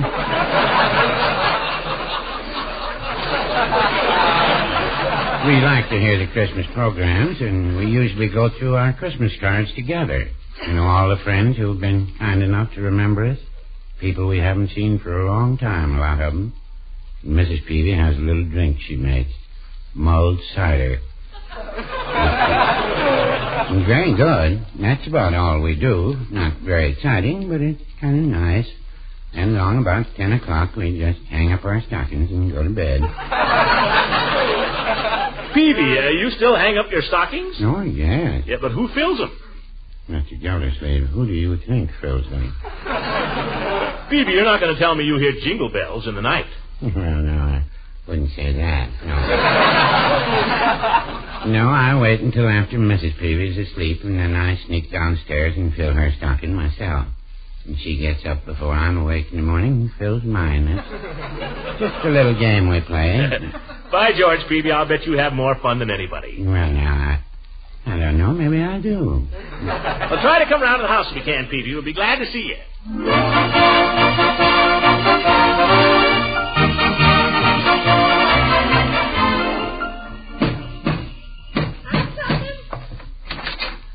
Mr. Gildersleeve, anybody think you was the American Express? There they go. Oh, my goodness, all them packages. Well, I got them home anyway. I'll pick them up. Mr. Gildersleeve, it sure looks like Christmas around here all of a sudden. Quiet, Bertie. I don't want the children to hear. That's why I came around to the kitchen door. Yes, sir. I won't tell. Well, I think I got everything. If I didn't, it's just too bad. Sure looks like you got plenty. Oh, wait a minute. What? Oh, my goodness, why didn't I remember? Of all things, why did I have to forget that? Forget what? Oh, that spoils everything. What good is Christmas without a turkey? No turkey, Mr. Gildersleeve. No turkey. I clean forgot it, Bertie. That was the last thing I said to myself. Get a turkey. Darn it. Well, I tell you, Mr. Gildersleeve, tell you what you do. There's nothing we can do, Bertie. The stores are closed. It's too late. You go look in the icebox. What? In the icebox? Uh-huh. Bertie, how long has he been laying there? Oh, for a couple of days. I had him sent over on approval. How's that for a turkey, Mr. Gildersleeve? Bertie, that's not a turkey. That's a B-29. And when you get that Bombay stuffed with chestnut dressing, oh, brother, Merry Christmas.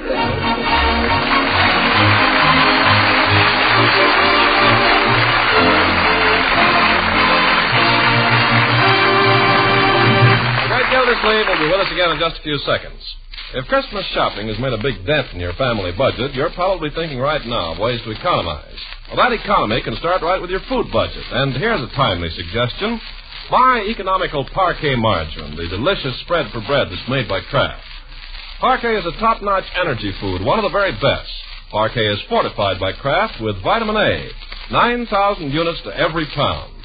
And Parquet has a flavor that's truly delicious, a flavor that's fresh, delicate, satisfying. So for an economical spread that's both delicious and highly nourishing, buy and serve Parquet. P-A-R-K-A-Y, Parquet margarine made by Kraft. Remember to ask for the Kraft quality spread. And that's Parquet.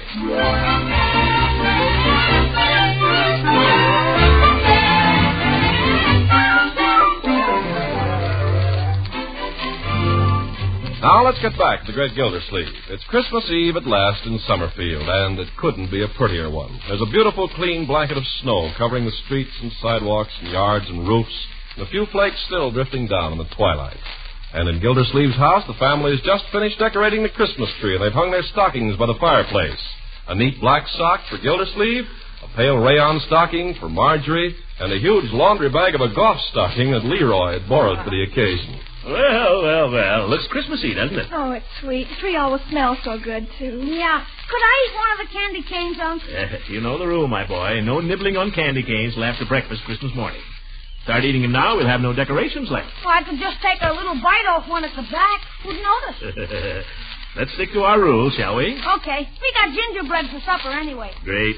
By George, you can't beat Christmas. The old Christmas spirit. You can feel it in the air. Oh, I felt it all afternoon. It does something to people. Certainly does. Happy little family. Stockings all hung by the chimney with care. By George, let's read that. What do you say? Oh, Unc, that's kid stuff. That's right, and I feel like a kid on Christmas Eve. Is the book still over here with the fairy tale? That's where it belongs. Now, Lee. Be nice. If Uncle Mort wants to read it, let's not spoil it for him. Oh, for corn's sake, he reads it every year. Never mind. Shut up and be nice. Okay, I can be just as nice as you. Ah, here it is. Same old book, same old pictures. Fellow wearing a nightcap. That shows how old this book is. Now sit down, Leroy, Marjorie. Just about got time to read this before supper. All settled? I'm fine. Leroy? Shoot the bunk to me, Unc.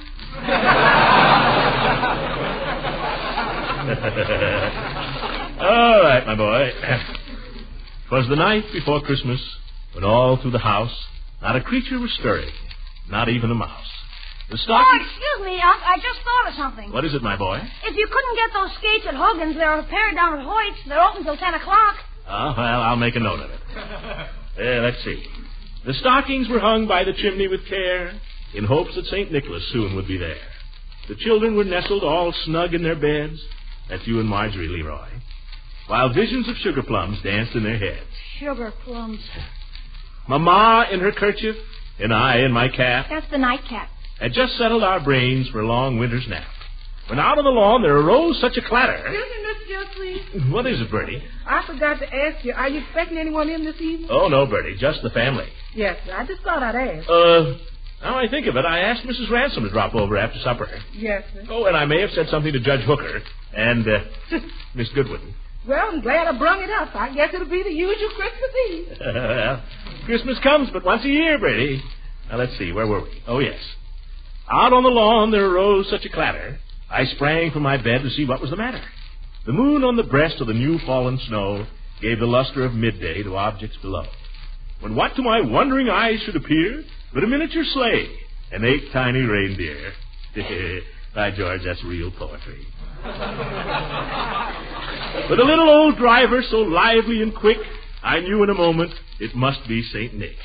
That's Santa Claus, children. Of course. Who doesn't know that? Go ahead, Unc. More rapid than eagles, his coursers they came, and he whistled and shouted and called them by name.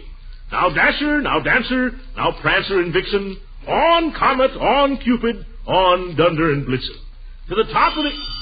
Oh, the phone. I'll get it. Hello? Oh, just a minute. It's Piggy, Leroy. Tell him I can't talk to him now. I'm busy. Go ahead, Unc. He'll call you back, Piggy. All right, Uncle Mort. Let's see. To the top of the porch, to the top of the wall. Now dash away, all. Yeah, that's right. And then in a twinkling, I heard on the roof the prancing and pawing of each little hoof. There's a page been lost here. That's okay.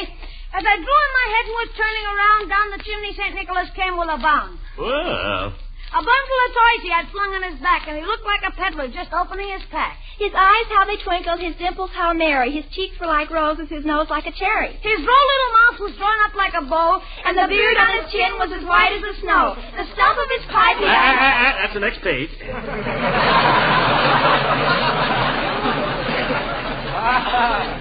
The stump of his pipe he held tight in his teeth, and the smoke had encircled his head like a wreath. He had a droll face and a little round belly that shook when he laughed like a bowl full of jelly. Just like you, Unc. Well, you think so? Would Marge see it shake? No more than anybody else's. Yeah, thank you, my dear. He spoke not a word, but went straight to his work and filled all the stockings, then turned with a jerk. And laying his finger side of his nose and giving a nod up the chimney, he rose. Be there in a second, Bertie. He sprang to his sleigh, to his team, gave a whistle, and away they all flew like the down of a thistle. But I heard him exclaim, ere he rode out of sight, Happy Christmas to all, and to all a good night. Well, by George, that's a great book. None better. Oh, I love it. What do you say, Leroy? Well, great for kids. Well, come on, kids. Let's eat.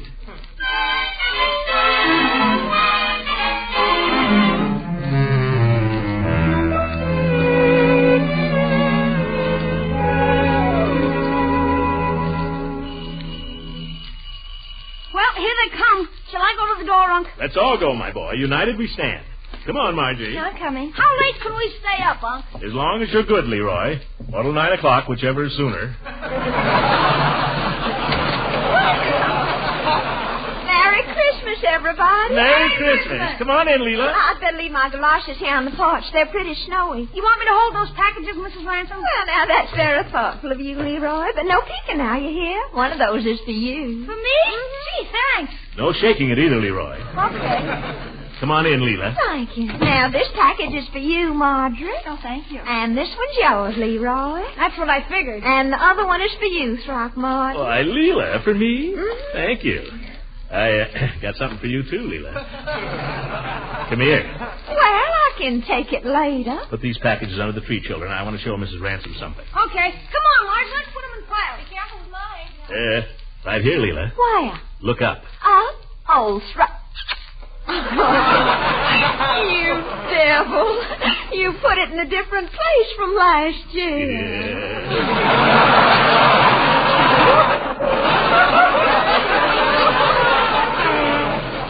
Leela, I've got it everywhere. There isn't a spot in the whole house where you'll be safe. Throckmorton, you are simply terrible. Hey, what's going on here? Come over here and I'll show you, Leroy, dear. Oh, no, you don't. You've got 5 o'clock shadow.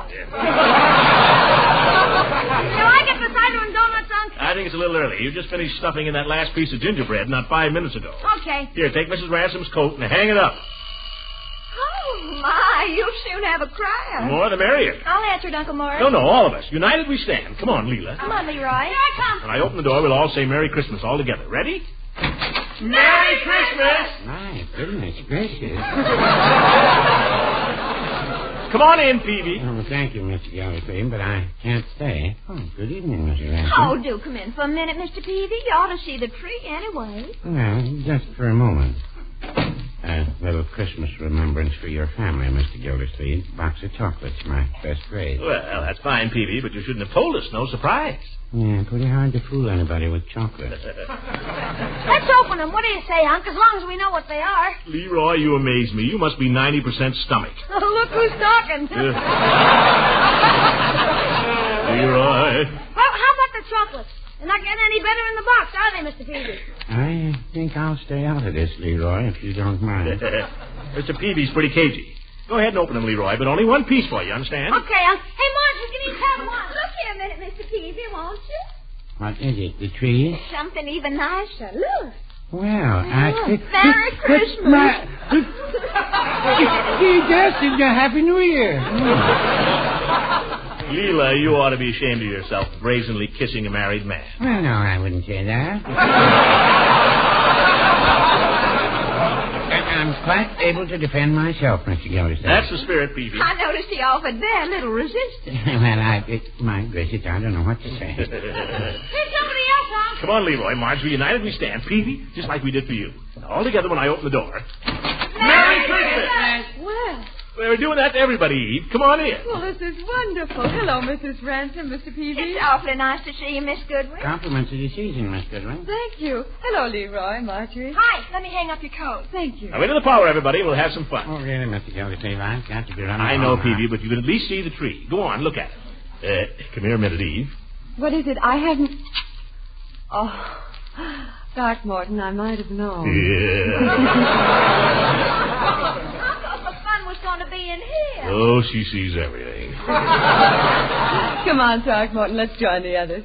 I've got little presents for the children, but I thought I could bring them over tomorrow. Anytime. Pretty nice having vacation for a change, isn't it, Miss Goodwin? Are you enjoying it too, Leroy? Are you kidding? Must be kind of nice to be a school teacher, though, sometimes. Just like having a lot of children. It is nice. You know, I wish Mrs. Peavy could have come over with me. This is the kind of Christmas we miss, Mr. Gildersleeve. Why don't you go get her, Peavy? Oh, no, I don't think so. Maybe next year. Oh, we'd love to have her. Maybe we... Hey, what's that? Somebody's singing outside. Oh, look, it's the Jolly Boys. Oh, they sure need us, Peavy. Oh, brother.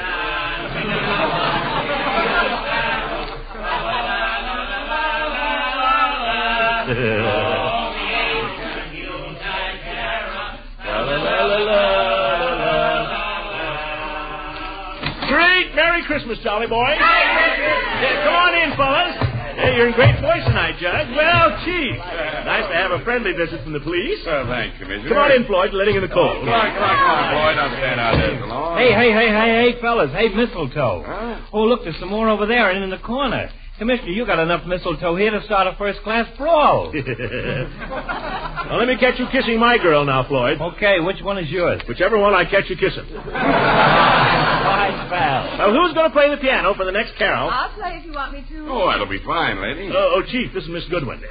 Chief Gates of the Summerfield Police. Pleased to meet How you, do you ma'am. do? Where's that title you're talking about, Gildy? It's in the dining room, but let's sing one carol first. Which will it be? How about Joy to the World? Yeah. Joy to the World's a pit, and besides, I can sing out. Oh, I like that one. I'll just sing the air. Good enough. Joy to the world, boys. You got it there, Eve? Yes, it is. Come on, Marjorie. You get in on this too, Bertie. By George, there's nothing like Christmas. Joy to the world, the Lord is come. Let earth receive her King. Let every heart prepare his room. And heaven and nature sing. And heaven and nature sing. And heaven and nature sing. Second verse. Now, wait a minute. I've got an idea. What is it? Wouldn't it be wonderful if everyone in the world could join in and sing with us? What are you talking about, Commissioner? Well, I know we can't really do it. Not tonight, anyway. But if you look and see how happy we all are here singing together, and then you think of all the people who can't get together this Christmas, well, the only excuse for the kind of suffering that's going on all over the world is if we can make sure it never happens again. What I'm trying to say is, let's all sing anyway. You people in Massachusetts, Virginia, Idaho, Iowa, Colorado, California, and everywhere in army camps and on ships at sea. Let's sing the way we used to when we were at home together. Let's hope that before so very long, all the peoples of the world will be able to join in with us.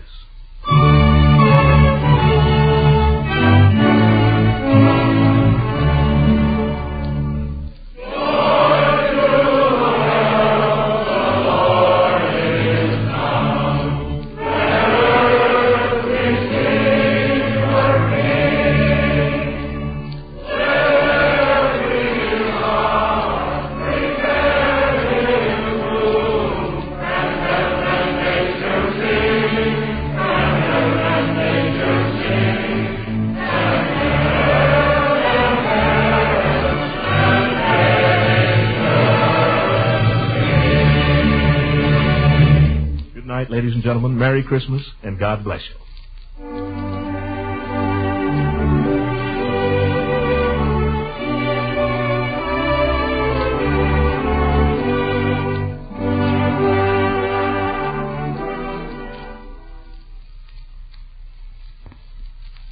This is the National Broadcasting Company. I guess that's it.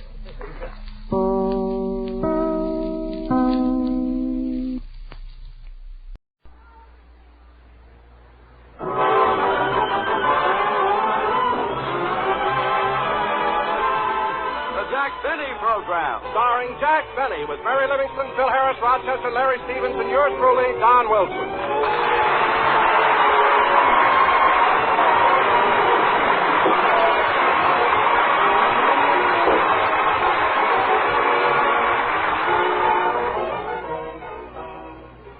Tis the night before Christmas, and at Jack Benny's house, there are presents for all, even cheese for the mouse. Jack is up on a chair, then he's down on his knee, but you have to do that when you're trimming a tree.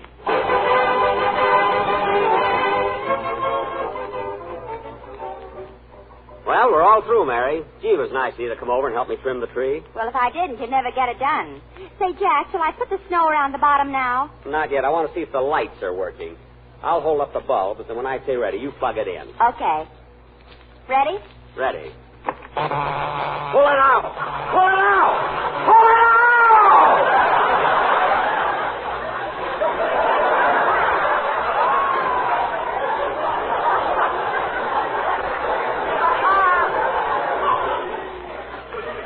My goodness. Oh, Jack, why did you make me shut it off? Those lights were so pretty, especially those two blue ones that kept flashing on and off. Those were my eyes. I must have been holding on to a bare wire. Well, it's your own fault. Every time you fool around with electricity, something goes wrong. It does now. I know plenty about electricity. Oh, sure. Remember what happened 2 years ago when you fixed your doorbell? What happened? I pushed the button and it burned down Crosby's house.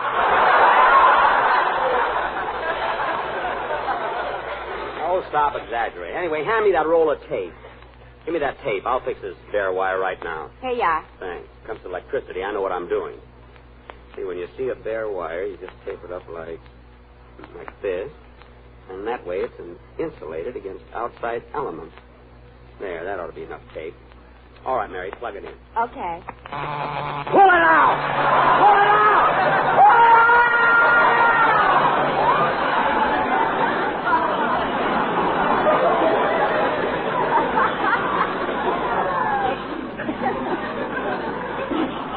For heaven's sake. What happened, Jack? I taped my finger to the wire. That's what happened. Oh, gee. And that time it is even prettier than before. What do you mean? Your nose lit up, too. It did not. Let's get this tree finished before the gang gets here. But, Jack, what about the light? We'll have to let that go until later. Now, hand me one of those... Oh, Mr. Benny. What is it, Rochester? I baked that cake like you told me to. Good. Did you have enough whipped cream to spell out Merry Christmas on top? Yeah. Say, boss, how many R's in Mary? 2. Oh. So you better add one. Add one? I better cross one out. I got 3. Well, leave it. It's better than ruining the cake. Okay. Oh, Rochester, will you please take these Christmas tree lights and fix them? Fix them? Yes. I ain't fooling around with electricity. Now, what are you afraid of? I ain't going to get hit by nothing I can't hit back.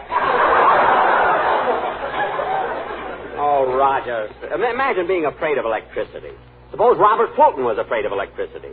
He never would have invented the electric light.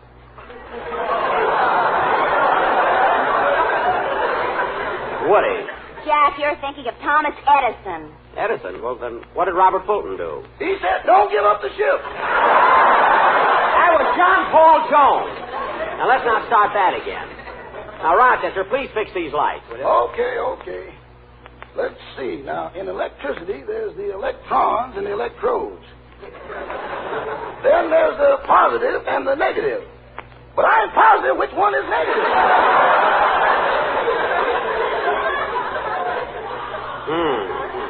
Then there's the atom.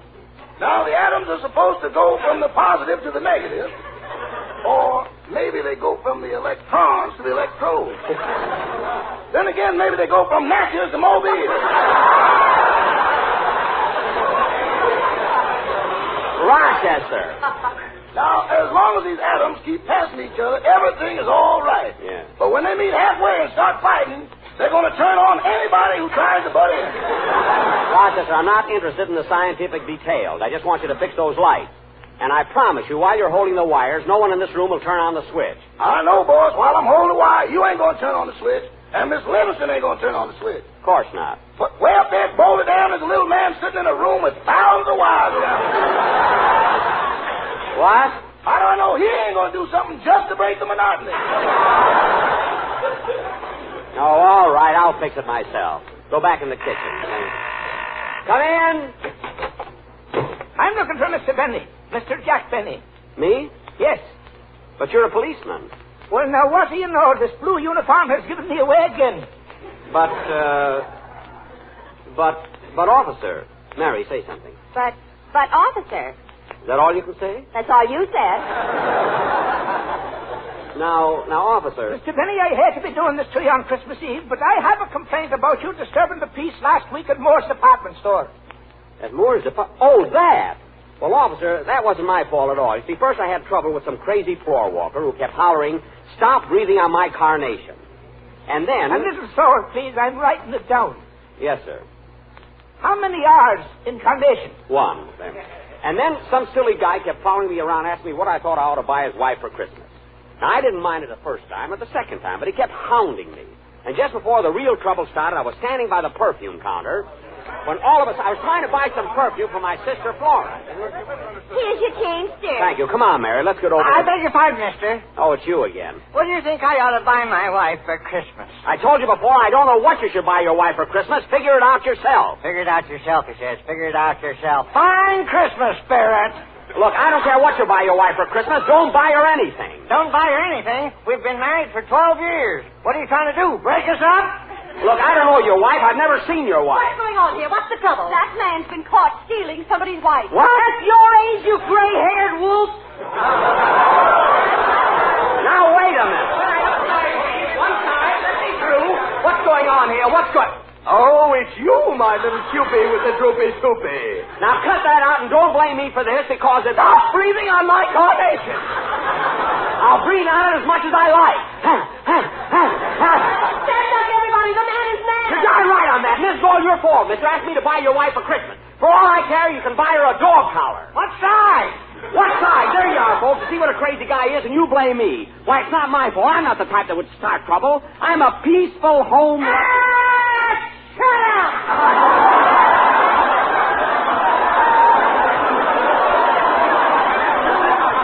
Oh, come on, Mary. Let's get out of here. And that's exactly what happened, officer. Believe me. By golly, it's amazing. It sounds like something you'd hear on the radio. Yeah. Well, I'm convinced it wasn't your fault, and I'm going to forget all about this complaint and be wishing you folks a Merry Christmas. The same to you, officer. And a Happy New Year. Thank you. Goodbye. Say, Mary, he was a nice fella at that. Yes, he was. Now, come on, Mary. Let's put the presents around the tree before the gang gets here.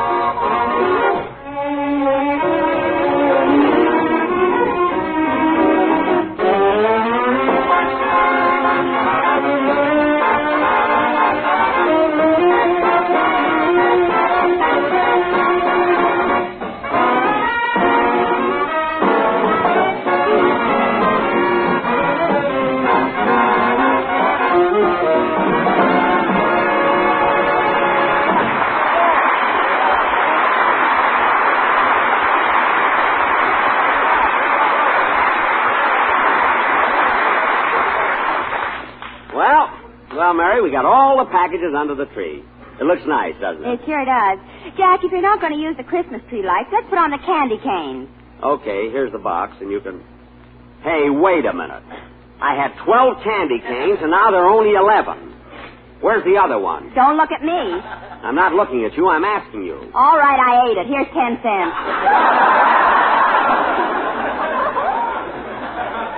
Smarty. I bet you'd be surprised if I took it. I wouldn't be surprised if you sued me. Mary, let's get this finished, will you? Jack, you better pick up those lights off the floor before somebody steps on them. Oh, yes. Now, where can I put them? I'll put these lights up here on the chair. This chair right here. And, Mary, here's Rochester's present. I forgot that. Slip it under the tree. Boy, will he be surprised. But, Jack, how'll he be surprised? You've got toilet water written all over the package. Well, you got to do that with Rochester. When he opens a package and finds a bottle, he never stops to read the label.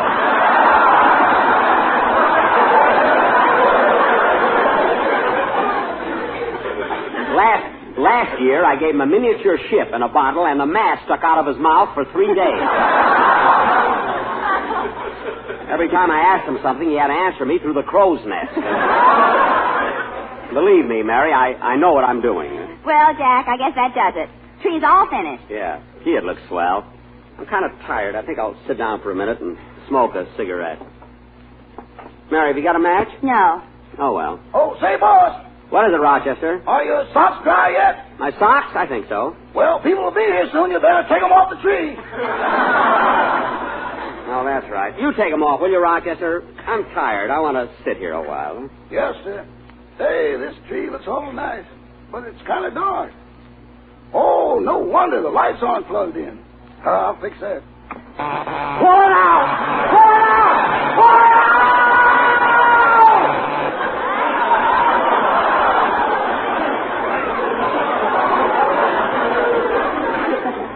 For heaven's sake.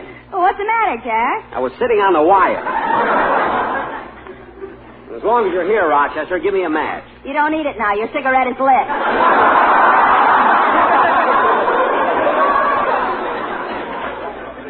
Oh, yes. Thanks, Rochester. Don't thank me. Thank that little man up at Boulder Dam. Rochester. I wonder how that guy at Boulder Dam knew I was sick. Oh, well. Come in. Hello, Phil. Hiya, Jackson. Merry Christmas, everybody. Same to you, Phil. Hey, Jackson, that Christmas tree looks terrific. Yeah, it is a nice tree, isn't it? Not only that, it's grown about 2 feet since last year. Phil, this isn't the same one. You know, Phil, I believe in the old-fashioned way of getting a tree.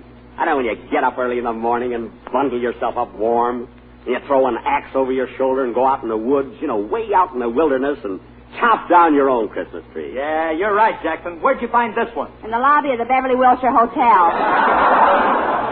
You said it. Timber!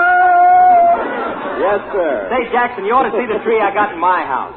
I got it all decorated, and then right on top I got a big red star. A red star? Phil, it's supposed to be a silver star. I know, but this way I get 5 red points. Oh, Harris, you humorous. You're the Mark Twain of your generation. Mark Twain, Phil, it's Twain. Twain. Wheelie?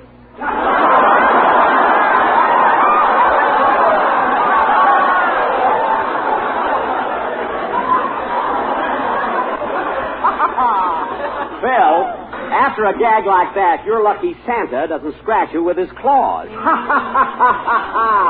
Say, that was pretty good, too. Don't bother sending us Cracker Jack, Mother. We're now getting corn by the ton. Oh, I don't know, Mary. I thought that was pretty cute. Hey, Phil, what do you got in that package there? Oh, I forgot, Jackson. It's a Christmas present for you. For me? Yeah, me and the boys in the band all chipped in and got it for you. Well, thanks. I'll put it under the tree. Oh, no, you don't. No, you don't. Open it up right now. Okay. It was certainly nice of you and the boys to think of me.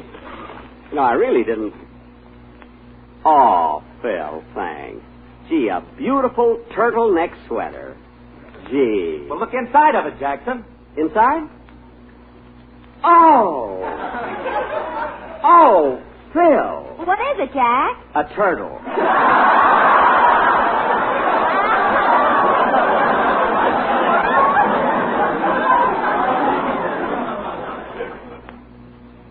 Fine present.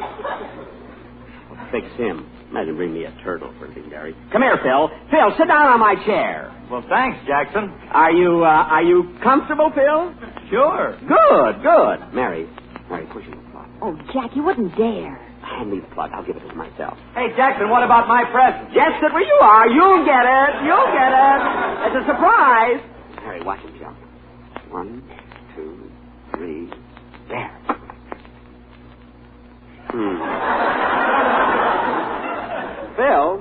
Phil, don't you feel anything? No, why? Well, what about the surprise? What's the matter? We're having a little trouble at Boulder Dam.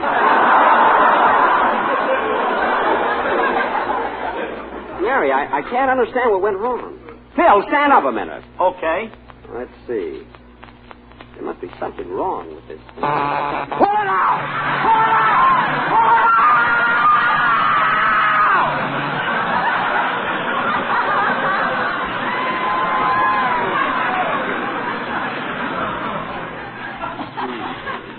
Fine thing to do to a guy on Christmas Eve. Well, it's your old fault for trying to play a trick on Phil. Oh, so that's it, Jackson, trying to give me a hot seat. Oh, it was nothing, Phil. I was just trying to have a little fun. Pull it out!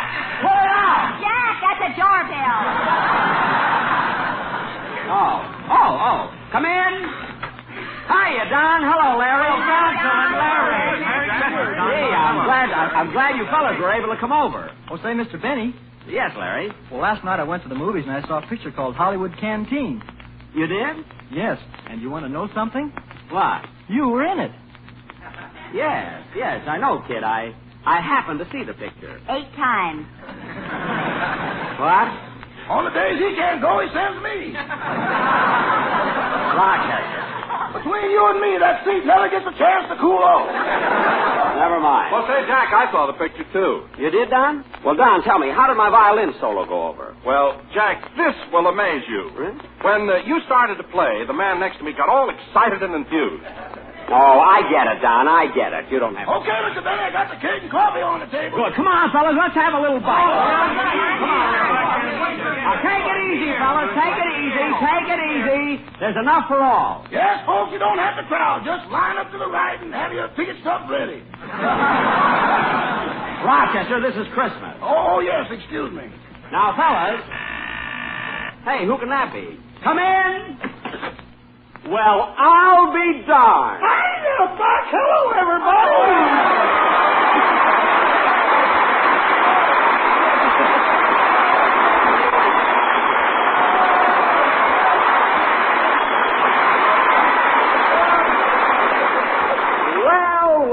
Well, what a surprise. Andy Devine. Well, who'd you think I was? Frank Sinatra?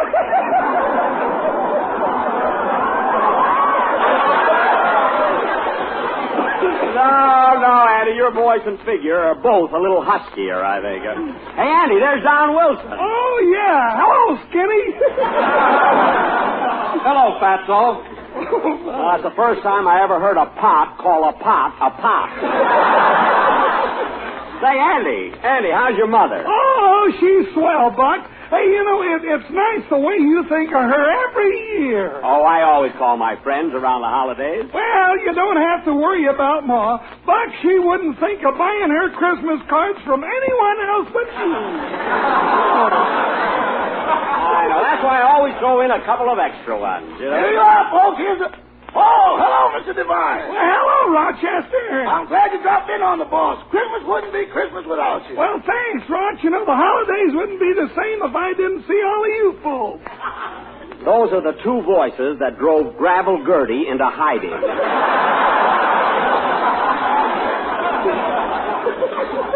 Say, come on, Andy. You're just in time to have a bite to eat. And listen, I've been saving a bottle of champagne just for this occasion. Let's drink a toast. Champagne? Oh. Come on, fellas, everybody. Oh, Rochester, give me that bottle of champagne. Here you are, boss. Shall I open it? No, I'll open it myself. Thank you. Now, let's see. Champagne corks are so tight. Gee, they're hard to get loose. For goodness sake, fellas, don't just stand there. Pull the cork out of his mouth. Okay, hold your head still, Jackson. I'll pull the cork out. Now, there.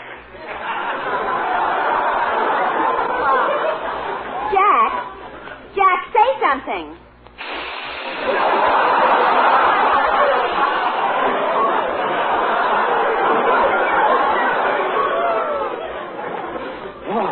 Here, Rochester. Rochester, fill the glasses. Yes, sir. Hey, fellas, how about a toast? Hey, I got one. Go ahead, Andy. A toast? Go ahead. Here's to you, Buck, Mary, Phil, and the whole gang. We've been friends for a long time, and I hope it always stays that way. Merry Christmas! Merry Christmas, Andy! Merry Christmas! Jack, can I give a toast, too? Sure. Go right ahead, Mary.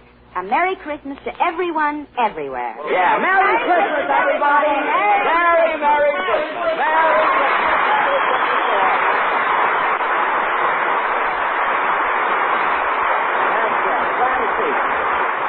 Hey, Jack, how about a toast from you? Me? Yeah, I'd like to give a toast, too, Don. This is a toast to a lot of fellas I met in Africa, Europe, and the South Pacific. And to all you other boys out there I wasn't lucky enough to meet. Fellas, this is Christmas Eve, a time for happiness and good fellowship, a time when our hearts should be humble and forgiving. But this is war, and I've seen what you boys are up against on both sides of the world. I know the Christmas spirit must seem a very distant thing when you're crouched in a muddy foxhole or wading through the half-frozen slush. I know, too, that there's very little to remind you of Christmas inside a stifling tank or in the icy cockpit of a B-29 6 miles above Tokyo. Maybe you feel it as something you lost long, long ago, because the only Christmas lights you see are the burst of shells or the flashing path cut by tracer bullets. But Christmas is a spirit that springs from within and is so strong it transcends even the ugly scenes of a battlefield and fills the soul with a passion to defend the things that are right and just. You are the ones who have gone to the ends of the earth to preserve the freedom you know belongs to every man, to hasten the day when all mankind can once again live in dignity and in peace. So here's to you, fellas. Merry Christmas, and God bless you all.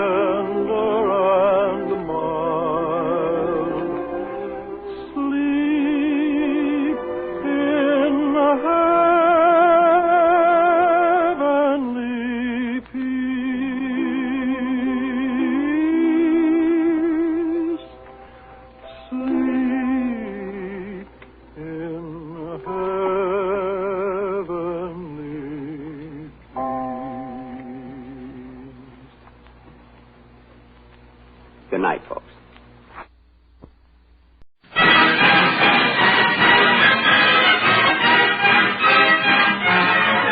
The makers of Chase and Sanborn Coffee bring you Edgar Bergen, Charlie McCarthy, and Don Amici.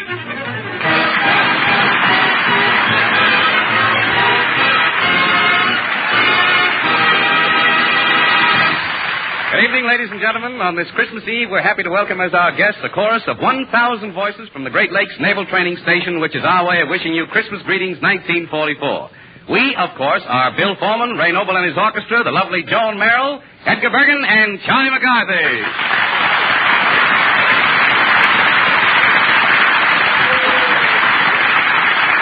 Hello, folks. This is Charlie McCarthy wishing you all a Merry Christmas and a Happy Bergen. Merry Christmas, Charlie. Well, hello, Mr. Mucci. Well, I suppose you've written to Santa Claus, huh? Yes, I wrote to him. Just to play safe, I sent a carbon copy to Bergen. I'm no fool, you know. I don't know. I suppose you hinted at what you wanted. Brother, I hinted for 8 pages, I hinted. But every year, Bergen turns a deaf curse. Oh, well, Charlie, why don't you be a little more subtle? Well, that don't work either. No? Last year I was subtle. I hinted for something with 2 wheels and a handlebar. And what did you get? A lawnmower. Charlie and Edgar will be back in just a few moments. A few moments made lovely as the charming Joan Merrill sings that newest of new things, a cowboy song by the urbane Mr. Cole Porter. Don't Fence Me In. If you please, Joan.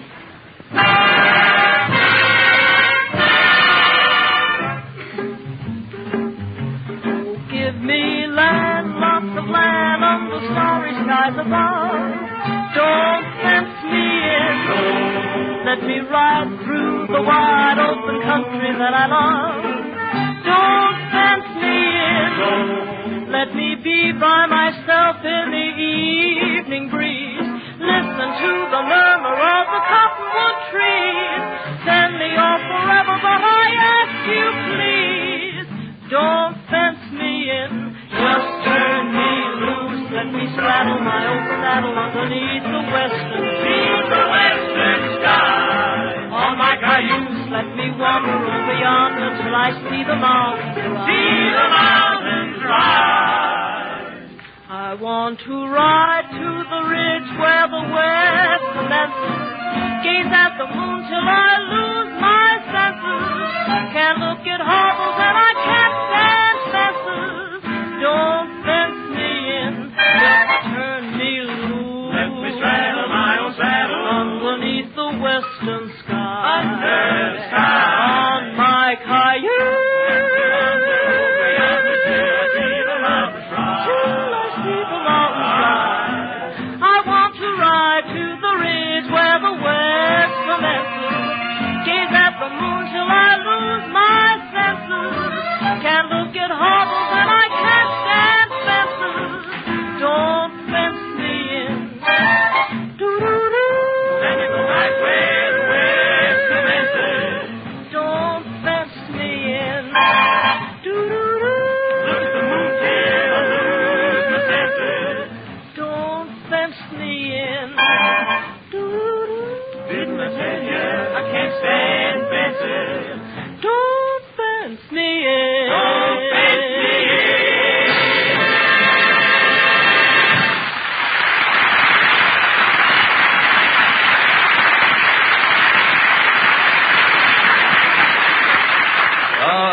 Lovely, Joan, lovely. Thank you very much. And now, ladies and gentlemen, a few words from your Yule log, Charlie McCarthy.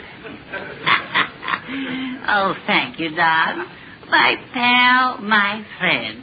You know, you're the nicest Don Amici I know. Uh-oh. Yes, you are. When you talk like that, I know you want something.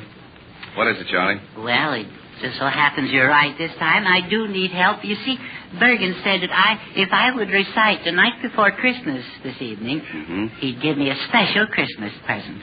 Well, that's fine. Have you memorized it? Well, part of it, that's all. Which part? Just the title. What do you want me to do? Well, make Bergen forget about the poem, but not about the presents. Well, now, let me see. Wait a minute. I've got it.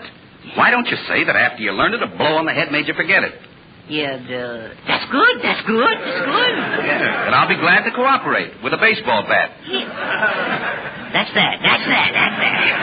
Well, now, look, why should I help you? Why didn't you learn the poem in the first place? Well, I was just too busy, Don. Busy doing what? Well, I was one thing or another. I was playing hooky for a sick friend. Oh, there you are, Charlie. Oh, how? Don, you're just in time to hear Charlie recite that lovely Christmas poem, The Night Before Christmas, by Clement Clark Moore. Clement Clark? Yeah. I bet he wouldn't have written it if he had memorized it. All right, Charlie, go ahead and recite it. Well, I can recite it much better, Bergen, from memory, with a book in front of me. Yeah. I'll give the introduction. No, Don. Fanfare, Mr. Noble. No, Don. Ladies and gentlemen, you are now about to hear that famous classic, The Night Before Christmas, perpetrated by Charlie McCarthy. Cut it out, fellas. This is so embarrassing. No, now you go right ahead and recite it, Charlie. No, please, Bergen. Now, you mustn't be nervous. Well, I've always been timid. No. You go right ahead, Charlie. No, please. Charlie, you go right ahead. Charlie. Now, you mustn't be nervous. Well, I'm a bundle of nerves. Charlie. Remember, no recitation, no present. Oh. Now, we're all waiting to hear about Santa Claus. Well, I'll try.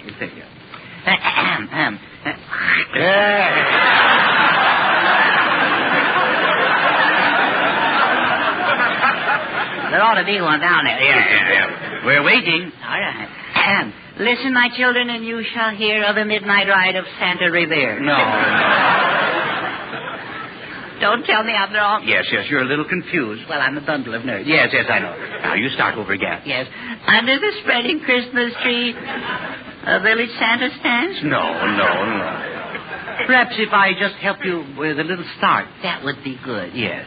'Twas the night before Christmas, and all through the house. Egad, Bergen, you took the words right out of my mouth. Yeah. And believe me, it felt good to get rid of them, too. Yeah. Now, what's the next line? I see. What's the next line? The next line? Yes. Oh, there's more, isn't there? Yes, of course. Well, there's all through the house. Let's see. Quiet, please, quiet. What's the next line, fellas? No. Not a... What? Remember what it is? No. Yeah. Not a creature was stirring, not even a louse. No. Not a creature was stirring, not even a mouse. Yeah. And that's the way it goes. Yes. The stockings were hung... Huh? Stockings were hung where? On a nail? No. The stockings were hung by the chimney with care, in hopes... In hopes? In hopes. In hopes that the laundryman soon would be there. No.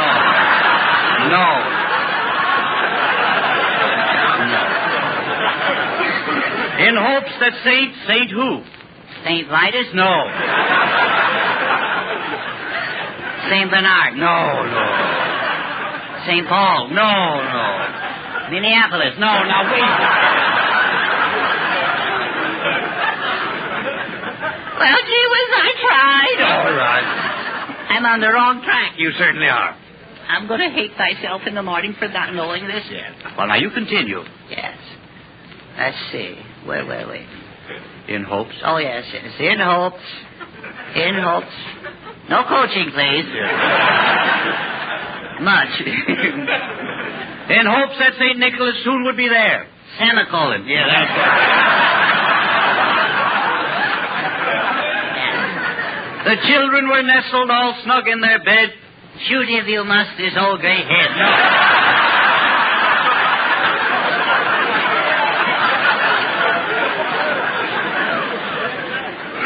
Well, I give up. Charlie, surely you know the part about Santa Claus. What part? Yeah.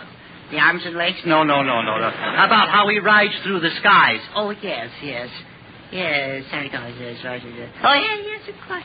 He flies through the air with the greatest of ease. The jolly fat man in the red DVDs.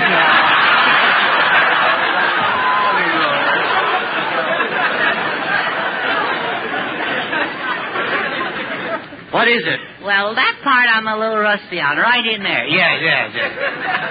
Especially right around there. Yes, all right. Well, I'll tell you, it goes this way. When out on the lawn there arose such a clatter, What'd you do? I sprang from my bed to see what was the matter. Oh, yeah. I tore open the shutters and threw up the sash. Yeah. And now, what about the reindeers? Oh, what about them? Yeah. What were their names? Oh, yeah, that's right there. What were they? Well, there's Dancer and Prancer. Oh, yeah. And what are the rest of them? There's Dancer and Prancer and Dandruff and Blintzes. No. Thunder and Lightning. No. I give up. Donner. Donner? Yes. Oh, yeah. Donner, Amici. No. I didn't know he made the team. Well, he did. And what did Santa say? What did he say? Well, he said, on Dancer, on Prancer. Oh, yeah. On Dancer, on Prancer. And what do you know? Prancer came in and paid $2.20 to show.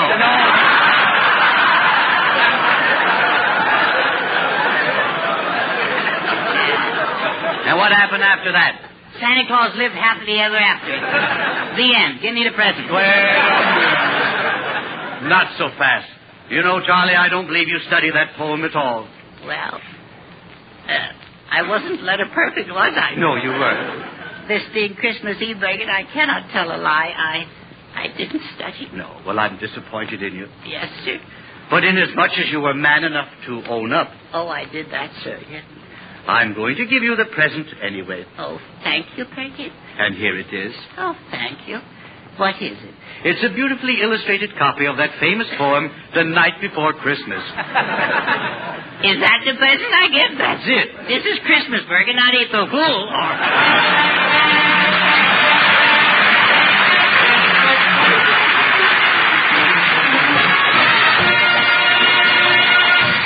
This is The Night Before Chase and Sanborn's 81st Christmas, an appropriate time to remember old friends and to greet our many thousands of new ones. Yes, Chase and Sanborn Coffee has been wishing its friends Merry Christmas for 81 years. And the loyalty of those friends through 4 generations indicates pretty conclusively that Chase and Sanborn add something to the occasion. Good coffee and Christmas have a great deal in common. It's right in the spirit of the season. Cordiality, good fellowship, hospitality are part of Chase and Sanborn's goodness. And it's more than just a seasonal treat. It's on hand every day, every meal or oftener. And its deep down, heartwarming, abundant flavor carries the Christmas spirit right through the year. Bergen, don't you think we should have Christmas carols or something like that? I certainly do, Charlie, and we are. We're going to have a chorus of 1,000 voices with us. 1,000? Yes. Well, you can't listen to that many voices at once, can you? Well, you can if your ear is trained for it, Charlie. For instance, when Ray Noble's band plays, he not only listens to it as an orchestra, he does, yeah, but he hears each and every individual instrument. Yeah? Yes. And he doesn't do anything about it? Well, the point that I'm trying to make, Charlie, is that to fully enjoy the best in music requires training. And that's why I've arranged for you to take lessons from a famous singing teacher. Well, now, that's nice of you, Bergen. I didn't know you knew so much about music. Well, I appreciate classical music, although I don't think you could call me a long hair. No one could call you that, Bergen. No. Hello, excuse me, please, it's Senor Bourbon. Oh, no, Bergen, yes, Bourbon, hello, Professor. Yes. Who is this, Bergen? I am Donaldo Pizzicato Amici Victrola Gazzolo, the famous singer. Yeah. I'm going to give it to you good. If you're a singer, Gazzolo, I'm John Charles Thomas. No, I'm a pleasure to meet you, Mr. Thomas. The pleasure's all yours. Well, let's get going now. At the first, I'm going to teach you the music caprice. Yeah. You know, the harmony and the applied stuff. Yeah. You're going to get knee-deep in it, too. Yeah. Now, tell me, Professor, are you familiar with Mozart? Oh, Mo, and I just like that. What about the others? Yeah, sure, I know them all. I know Rimsky, Koff, Streptokowski, Rossini, Puccini. How about Jagbini? That's all right. That's good, yes. Yeah. Say to me, what do you know about Chopin? Well, Chopin, you play it like ping pong, only you use a larger racket. Oh, no. That's right. That's perfect. Now, first of all, to listen to music, you've got to have music. I'll go along with you so far, yeah. When the music, she comes out loud, is a fortissimo. If it comes out soft, is a pianissimo. And if it don't come out at all, it's petrillo.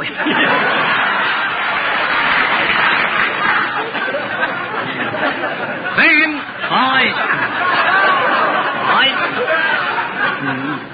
then we got a high key and a low key. Yeah? And sometimes you got a no key. In that case, you climb in the window. Now, John. It's cute. Now, Professor Gazzola, suppose we get on with the lesson if you don't mind. Okay, Mr. Boom Boom. Bergen. What? Bergen. Yes. Now, Charlie, you sing after me. Yeah? Me. You. Perfect. Absolutely perfect. Now we try another one. Do, re, mi, Speaking of a do, re, mi, that reminds me. When do I get my pay? Well, I don't blame you for being worried. All right, now, just a moment, Professor. Before we talk about that, I'd like to know just a little more about your background. Oh, so happy for telling you. So happy. For 20 years, I was a Venetian gondolier. Oh, is that so? Yes. Were you the menace of Venice? John. Well, I've been in Venice, Professor, and it's a romantic spot with those singing gondoliers. Oh, beautiful. Yeah. I remember I used to sing it like this. Oh, sole mio, splash. What's the splash? Well, I got to push the boat. Oh, yeah. 2 years later, I sing it like this. Oh, sole mio, put. What's the put? I make a plan in the morning. I got to out the boats and more. Oh, good. You know, I write the songs, too. Oh, you write songs? Oh, sure. Well, then you must meet our famous songwriter, Ray Noble. Oh, Ray. Yes, Edgar. Meet Professor Gazzolo. Oh, you know something about the music? Oh, yes, rather. Why, some of my best songs are music. Well, who do you think of that, huh? Say, who do you study under, The people upstairs, old boy. Oh, he's a very funny man, eh? Yeah, well, don't encourage him. Oh, no. He's a bad one. Yeah. Oh, yeah. Professor Gazzolo studied music in Italy, Ray. Oh, did you really, old man? Dear me. And have you a bachelor's degree? No, senor. I got the 4 bambinos. Well, I'm glad you fellas have so much in common. Now, I'd like to ask you one question. What do you think is the finest piece of music ever written? Well, Edgar, if you ask me, I'd say the Volcano Song. Volcano Song? Mm-hmm. Oh, you know. Lava, come back to me. Well, what's yours, Professor? Well, the song I like the best is you ain't or don't you is my bambino. That's very good. Bergen, ask me, Bergen, ask me. All right. Yes, all right, Charlie. What's your favorite song? Well, my favorite song is By the Old Chow Mein Pagoda Looking Cockeyed at the Sea.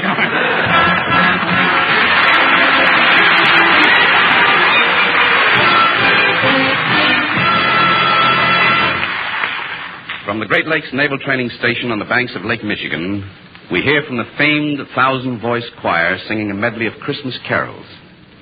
Ladies and gentlemen, the Navy sings. And as we see how the Japanese perimeter of defense is being shrunk, we know why the Navy sings. They sing in pride, in exultation, and on this Christmas Eve, in humble gratitude. We listen now to our Navy.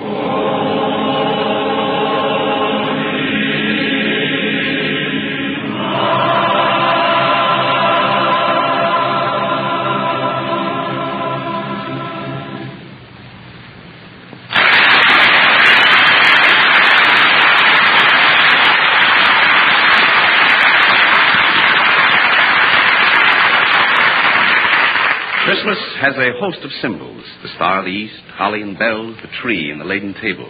And we're happy to add the cup and saucer as the symbol of pleasure ahead. Tomorrow is the day of days. We plan its pleasure for months. Everything is special. And yet, your coffee cup can hold no greater treat than delicious Chase and Sanborn coffee. We are happy to be a part of providing that pleasure for coffee lovers all over the country, making the coffee cup a symbol of enjoyment the year round. But especially at this season of open house, good cheer, good wishes, and hospitality, fine coffee comes into its own. When guests arrive, or when we come indoors out of the cold, it's a warm-hearted, heartwarming greeting in the spirit of the season and the big day. The whole cheering picture of a classic Christmas is brought to mind by this richer blend. The open fire, faces, and hearts aglow. Chase and Sanborn coffee is in that grand tradition. And tonight and tomorrow, we trust that Chase and Sanborn will be helping to make your holiday the merriest you've ever enjoyed.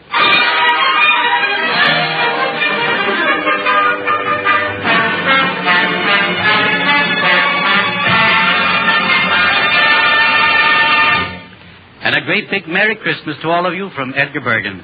And a child size from Charlie McCarthy.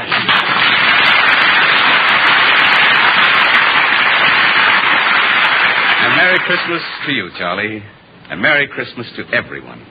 On New Year's Eve, ladies and gentlemen, we'll all be back when we'll have as our guest Charles Lawton. For myself, I've had the honor and the privilege in the past on the Chase and Sanborn program of bringing you the American prayer. Its sentiments today are as powerful as they ever were. I think it says what is in all our hearts this Christmas. The American prayer. O Father who art in heaven, thou who hast given us birth, lend us thy flaming sword, O Lord, to fight thy battle on earth. As we walk through the perilous darkness, lend us thy holy light that shines in thy heavenly mansion to guide our path in the night. And lend thy shield and thy armor to the gallant boys over there. They are thy children, Father, and this is thy country's prayer, that soon may the forces of evil fall at last on their knees, with the flag of thy kingdom of heaven flying high in the breeze. Then sons will return to their mothers, and men to their wives. And then this earth will be like heaven, peaceful and bright. Amen.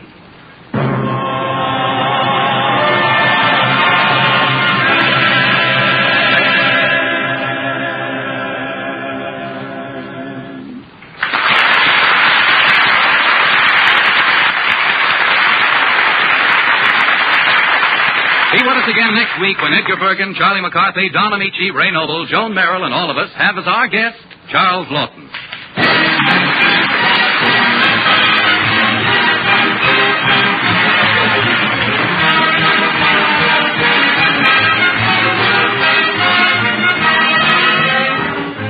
This week when you're buying coffee, think of us and ask for Chase and Sanborn coffee. Coffee made to serve in times like these.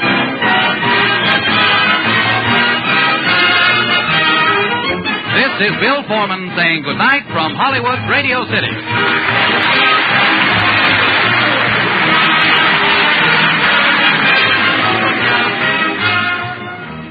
'Twas the night before Christmas, and all through the house not a creature was stirring, not even a mouse.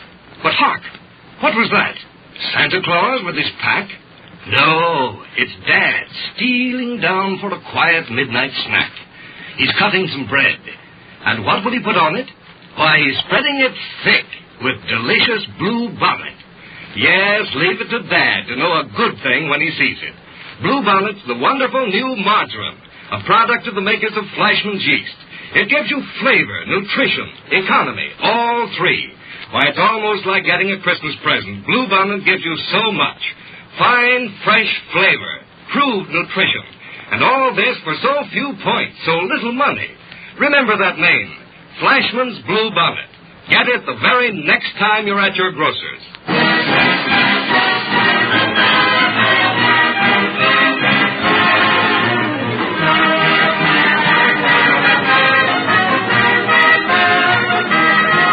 This is the National Broadcasting Company.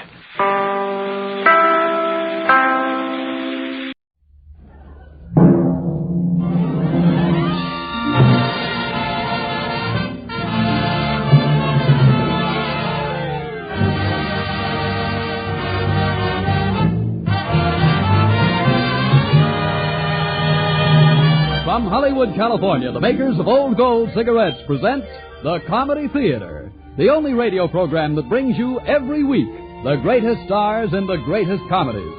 Tonight's play, Bachelor Mother, starring Louis Hayward and Brenda Marshall.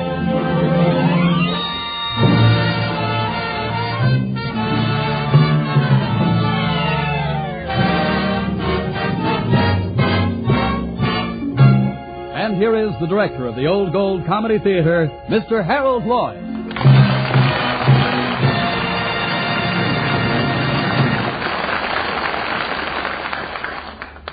Good evening, ladies and gentlemen, and may I wish you a very Merry Christmas. This being Christmas Eve, we've chosen a story in keeping with the spirit of the season.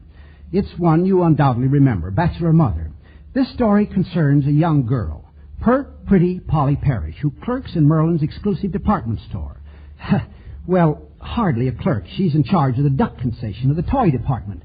And she hopes that with constant effort she will be promoted to the ganders. Casting this story presented a problem.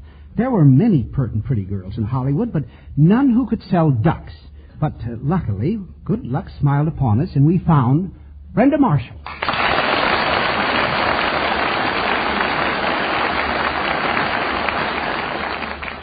Brenda, how are you? Brenda, how your voice has changed. Oh, I'm sorry, Harold. I was just winding up one of the ducks. I hear you. Now, it seems to me there was a love affair here. Yes, it was David Merlin, general manager of Merlin's department store and heir to the fortune. For that part, we had to get someone who could talk like this. You're fired. You're hired. 2 weeks' notice. Grocers up, grocers down. What are you doing in women's underwear? You belong in the toy department. You're fired. And so we chose Louis Hayward.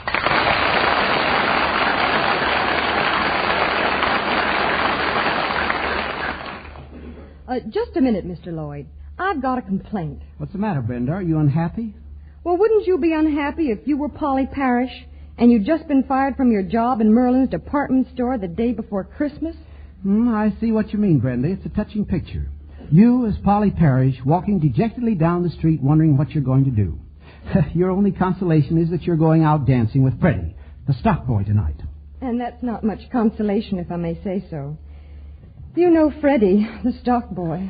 Yes, I see what you mean. But your troubles are just beginning. Because as you walk down the street, you see a woman climb quickly up a set of brownstone stairs and lay a small, squirming bundle by the door. You run up to the woman. Say, what are you doing here? Please, let me go. Just a minute. Don't you dare leave your baby here. Oh, it's not mine. It hasn't any mother. This is a foundling home. They'll take good care of it here. It's a wonderful baby. Oh, be careful, you fall. Oh, there. I've got you. It's all right. Oh, good afternoon. Oh, hello. Shh, there. Won't you come in? Thank you. Hey, take your finger out of your mouth, baby. Oh, you must be hungry. Shh, there. Now, take it out. Your name, please? Polly Parrish. Are you employed anywhere? I'm at Merlin's. How old is it? It was established 1876. No. I mean the baby. Why? Oh, now, wait just a minute. This isn't my baby. I found it on the doorstep outside. A great many mothers say that babies aren't theirs. But we've discovered from long experience that the wisest course is to make a clean breast of the whole thing. Oh, now, look, this is ridiculous. This is not my baby, whether you believe it or not. Here, take it. When I want a family, I'll get married and do it right. What a pity. Well, anyway, we know that she works at Merlin's, and they're a very charitable family. I'll go over and see them right after lunch.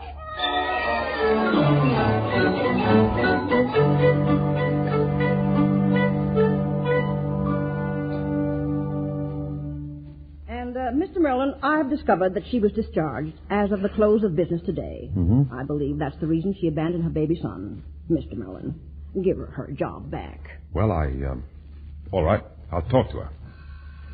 There's Miss Parrish waiting out there. Please send her in. Oh, Miss Parrish, come in. Thank you. Miss Parrish, did you receive a card saying you were discharged as of the close of business today? Yes, sir. Ah, that card was a mistake. This job is yours for just as long as you want to keep it. Oh, thank you. And you'll be raised $5 a week, as of last week. Is that satisfactory? Oh, thank you very much. But I don't... But merely getting your job back and an increase in salary is not your real Christmas present. No? No. Your real Christmas present is the greatest gift any woman possibly could have. When you go home tonight, it'll be waiting for you. Good afternoon. Yes. And now, would you mind closing the door? I'm very busy.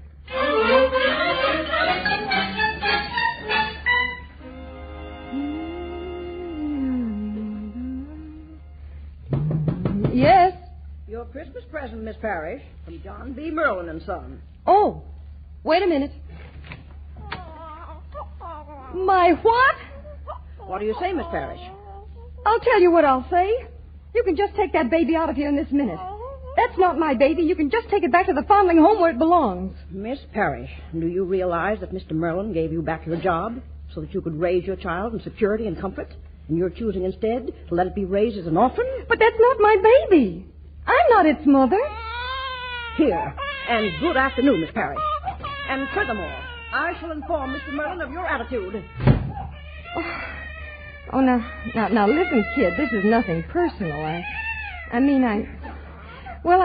I just don't know anything about babies, and you're so little. Yes, who is it? It's Freddie, the world's best man. Oh, wait a minute. Hello, sugar. Oh, look, Freddie.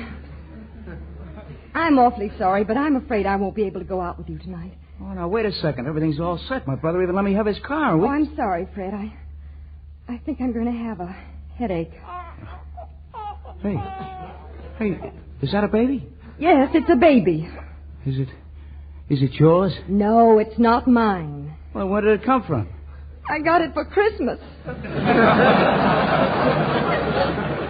This Christmas or last Christmas? Look, I don't know what you're thinking, but you're all wrong. Where's that phone book? Phone book? Yes, now, you said you had a car. That's fine. Let's see. M.E. 70 East 64th Street.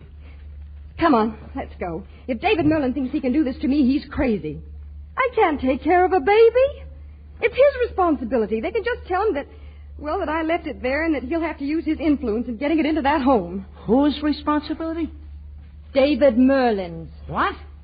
Did you say David Merlin, our boss? Yes. Uh-oh. What's the matter? You thought you were going to have a headache. No, I've got one.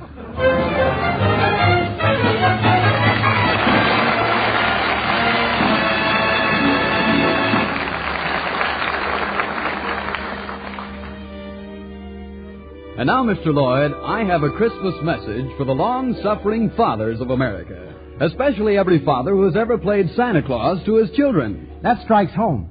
Go ahead, Bob. Well, Harold, you know the routine. You rent a red suit, you stuff your stomach with pillows, you spend hours of torture putting false whiskers on your face. And then, proud of your disguise because you're going to give your kid a thrill, you walk into the living room and your son says, "Hello, Pop. When do you get a job in a department store?" Well, now, if that happens to you, don't choke the little fellow. After all, why be irritated? Light an old gold. Yes, smokers, when little things don't go just right, why be irritated? Light an old gold. Especially today, the comfort and pleasure of a swell cigarette are mighty precious. But listen, you get no comfort, no pleasure, if your cigarette is hot, harsh, and dry. So keep this in mind. To help prevent cigarette dryness, Old Gold's superb tobaccos are conditioned with apple honey. This special conditioning process helps hold in the natural moisture, helps protect your smoking enjoyment. And you should also know this. To give you a smoke of extra zest, extra flavor, a touch of rare imported Latakia tobacco is added to Old Gold's blend of many great tobaccos. So concentrate on pleasure when little annoyances come your way. Why be irritated? Light on Old Gold. Discover for yourself why they've tripled in popularity.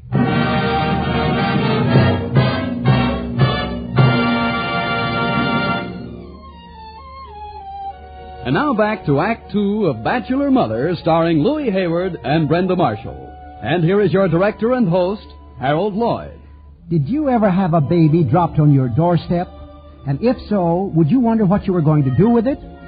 Well, that was Polly Parrish's problem. You would probably do just what Polly did and take the baby to David Merlin's house with a message to him to make arrangements to put the baby in a foundling home where it belonged. Sure, you'd probably be a little unhappy, but you'd probably go out dancing with Freddie the stock boy. That is, if you were Polly. Then when the music is over and the dance is through and you'd come home early Christmas morning, you would be feeling a little strange around your heart and more than a little tired. Luckily, Freddie is one of the few fellas who takes no for an answer. So you close the door, and now... Well, good evening. Or is it morning? Well, how did you get here, Mr. Miller? I've brought your baby back. I've seen some pretty low things in my lifetime, but a mother who abandons her child goes out dancing... Now, just 1 minute. ...jiving and jitterbugging.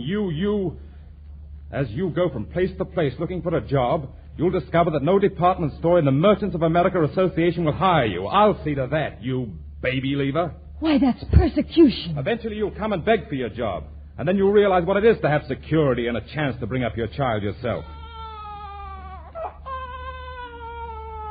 Well, have you made up your mind? Do you want your job back? Or are you going to starve for a while? I guess Yes, Mr. Merlin, I want it back. Uh-huh. But I'm not really as bad as you think. You see, he used to beat me. No. See that scar on my forehead? Uh-huh. Coffee pot. Coffee pot?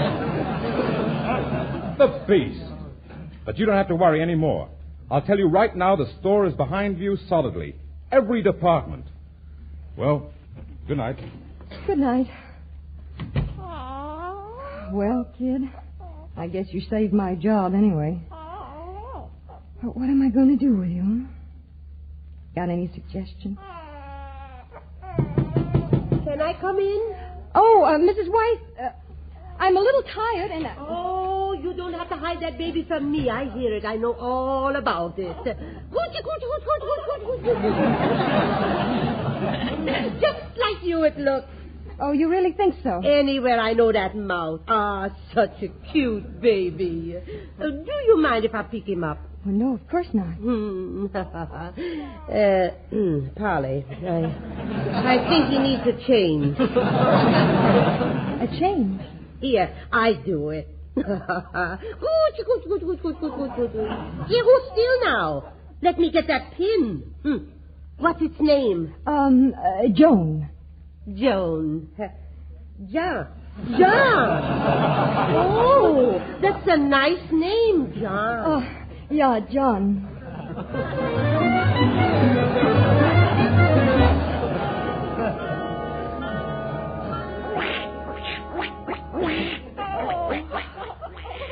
Cute duck. Like a little duck, Johnny. Come in. Hello, Miss Parrish. Oh, hello, Mr. Merlin. How are you? I can hear you, but I can't see you so good. I haven't had any sleep in 2 nights. Well, why not? The baby's been crying. Oh, I was going through the book department today, and I found this. The Scientific Care of Infants. It's the greatest thing I've ever read. So I thought I'd bring it over. Look, you just have to excuse me.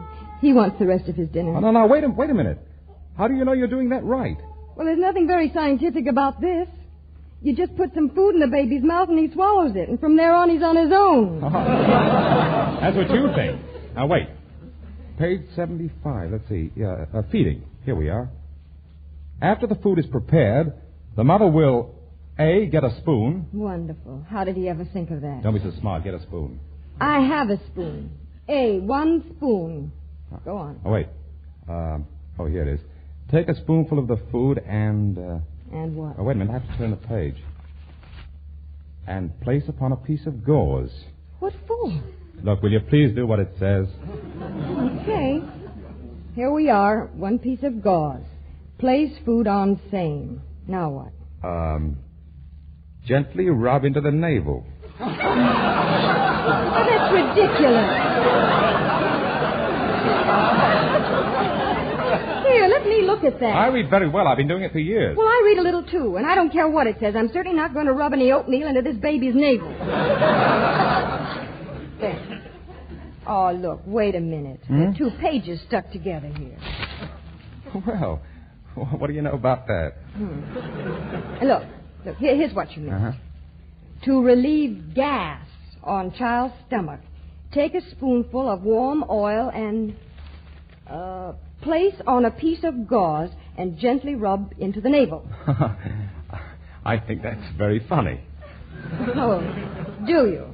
I suppose if it had said hang baby by neck, you'd have thought it very funny, too. Now, look, if you don't mind, I'll feed the baby in my own way. Come on, darling. Open your mouth.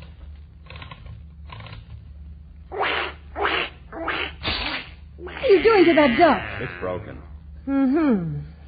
Very inferior merchandise. Where did you get it?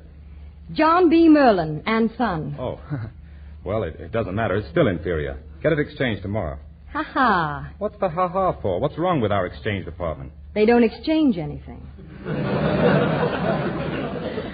Oh, well, never mind. I'll just buy a new one. No. I'll get it exchanged for you. Oh, certainly. You probably could. For a grand piano or something. But anyone else?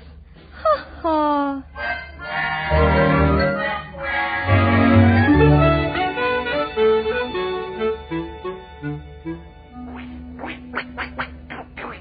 Miss.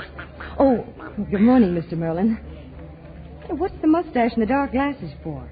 I never would have recognized you. I'm going to show you that I can get this duck exchanged without anybody knowing me. Oh, fine. Would you mind stepping over to the exchange counter with me? Not at all. Mary, would you look after my ducks? This gentleman wants to exchange something. Ha-ha. I'll show you. Come on. I'll have this duck exchanged in exactly 1 minute and courteously. I have a duck here I want to exchange. What seems to be the trouble with it? It's broken. I can see that. But how did it happen to break? What difference does it make? I have to know where to place the responsibility. Well, just place the responsibility on the duck. And give me a new one. Very well, sir. May I see your sales slip? Oh, Polly, you got the sales slip? I threw it away. Ah, you should have kept it. I threw it away. You should have kept it. It's printed clearly on the back of that slip that it must be kept for 30 days. You can't expect me to keep sales slips for everything I buy. The house would be full of them. I'm sorry, sir, but I don't make the rules of the store. They're made by the executive office. I don't care about the executive office. I want a new duck. Well, you're not going to get it by shouting. Or any other way. That's what you think. I'm exchanging this for a new duck, and you can straighten it out any way you like. Can I help you, sir? No. Say, you can't take that duck. Can't I? Just help it. Let go of me. Oh, no, you don't. You stole that duck. You can't get away with that. Let go of me, you insignificant little squirt, you. You've lost your mustache. Mr. Merlin. Oh, excuse me, Mr. Merlin. Gee, I didn't know it was you. I thought it was a customer. It's lucky for you I wasn't. A customer would sue the store. How long have you had this job? 6 months. And what did you do before that? I didn't have a job. Then I have a little secret to tell you. You don't have a job now. Come on, Miss Parrish. How about we get another duck? See what I mean? Ha-ha. Look, they can't do that to me. I know where the body's buried. But if you do, why don't you crawl in with it?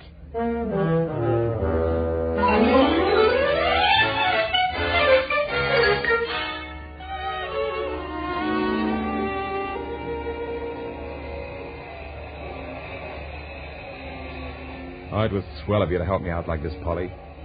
I did have a date, but I forgot to call her, so she stood me up. Well, it was just lucky Mrs. Wise could take care of the baby. How do I look? Will I do? You look wonderful. You should always wear gold lame and orchids and mink. Yeah. But how did you get these anyway? I just went into the store and took them out. You can return them Tuesday morning. It's 12 o'clock. What? It's 12 o'clock. Oh, yes. Happy New Year. Happy New Year to you. You didn't have to do that. Well, everybody's kissing everybody else. Why not? Anyway, I wanted to. Whoopee! Where do we go from here?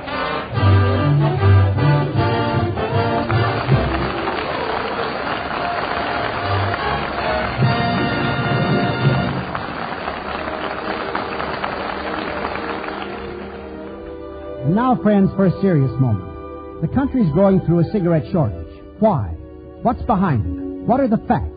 Here's Bob Williams with a real answer to these questions. There's a reason for the cigarette shortage. In fact, 3 big reasons. Reason number 1. Like many other manufacturers, cigarette producers are faced with a manpower shortage. Many of the men and women who made your cigarettes before are making vital war goods now.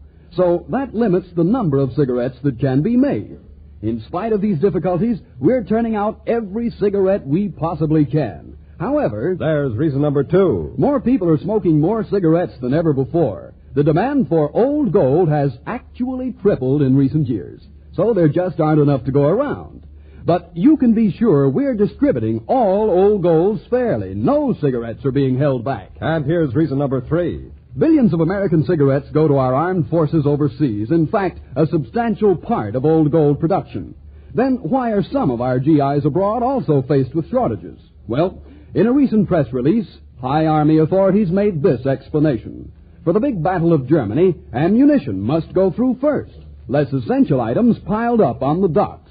But tremendous quantities of cigarettes are being set aside for our armed forces.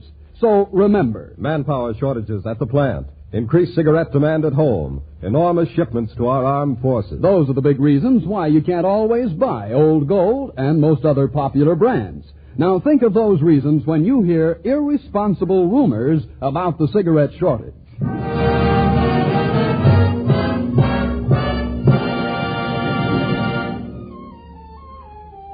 And now back to Act 3 of Bachelor Mother, starring Louis Hayward and Brenda Marshall. And here is Harold Lloyd. Well, Polly Perry seems not only to have acquired a completely strange baby, but a boyfriend, David Merlin. David took her dancing on New Year's Eve.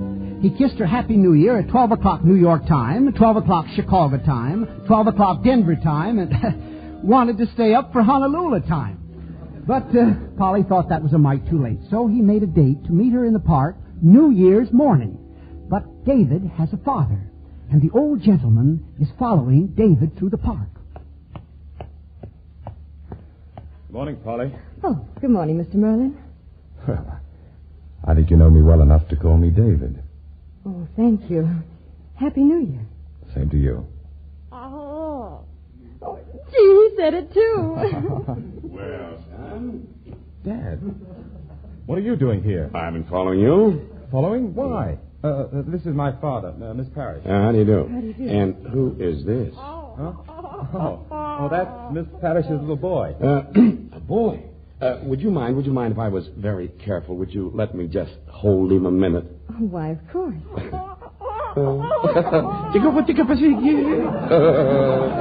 Oh, David, you never could have fooled me. I'd know that chin anywhere. You would. Huh? Well, what's his name? John. John. Well, David, thanks for that anyway. Huh? Why, Mr. Merlin, there are tears in your eyes. Well, I'm not ashamed of them. Oh, dear. Is there something I could do? You've done it. My flesh and blood. My own grandson. What? Holy mackerel, Dad. You don't think that... I know. I got this letter this morning. You may read it if you wish. Dear Mr. Merlin, this is to let you know that you are a grandfather. If you don't believe me, just ask your son and a certain girl whose name I will not mention because I am not a rat. How do you like that, you stuffed shirt? Signed, your good friend. I don't think it's funny. Oh, no, you wouldn't. You know who sent this? I haven't the slightest idea unless it was pretty. But this is perfectly ridiculous, Dad. What's ridiculous about my having a grandson? Now, listen to me, Dad. Now, you listen to me, young man. I'll do the talking. Now, for years, I've had one dream, a grandson. And now you want to deny me this happiness. Well, you're not going to. You're going to marry this girl and bring my grandson into my house. But you haven't got any grandson. The least you could do as my son is not deny it. This anonymous letter, Daddy. If I had seen that baby on a desert island, I'd know it was my grandson. Why, he looks exactly like me. Well, a little younger. Dad, for heaven's sake. My mind's made up. No one's playing around with my grandchild. I'm going to take him. I'll get him if I have to go to the Supreme Court. Good afternoon. Oh, I'm sorry, David. And I feel very sorry for him, but, well, it was funny. Didn't you hear him? He even wants me to marry you. Set me up with a ready-made family so he can have a grandson. I tell you, this is serious. Yes, that would be serious, wouldn't it? Huh? Oh, no, I didn't mean that. I didn't mean to sound as though... Look, why don't you go now?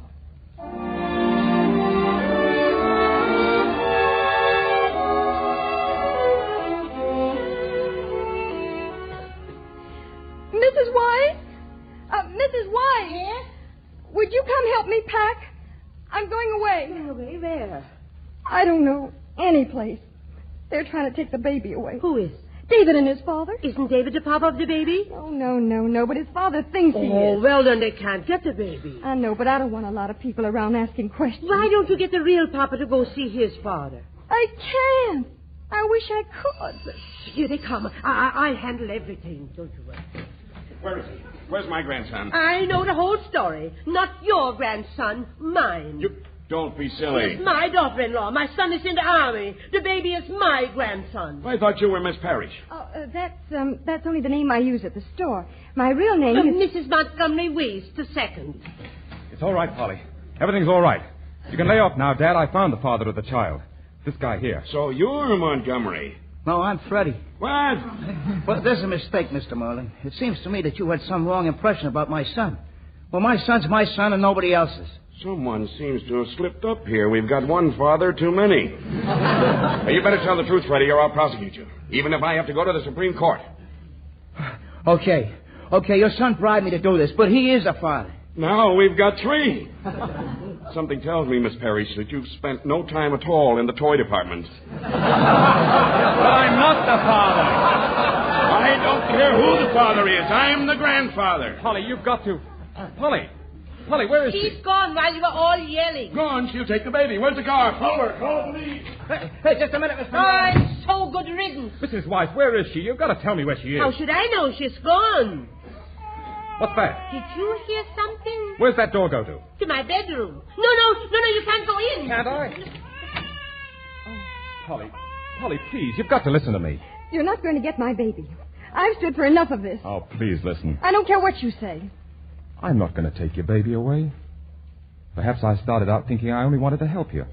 And then, a little while ago, when I thought you'd gone away, I realized I was in love with you. Will you marry me? Married? What about the ready-made family? Oh, if the family's you and Johnny, then... I knew it. I knew if I come back here, I'd find the two of you here. Dad, I've something to confess. I am the father of that baby. Those are the first true words you've spoken today. Come on, Johnny boy, come on. You and I are going home. Yeah.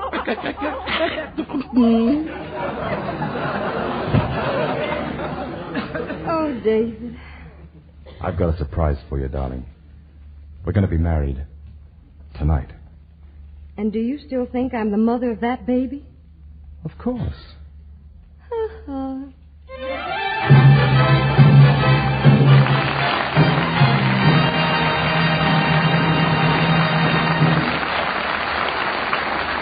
This is Harold Lloyd.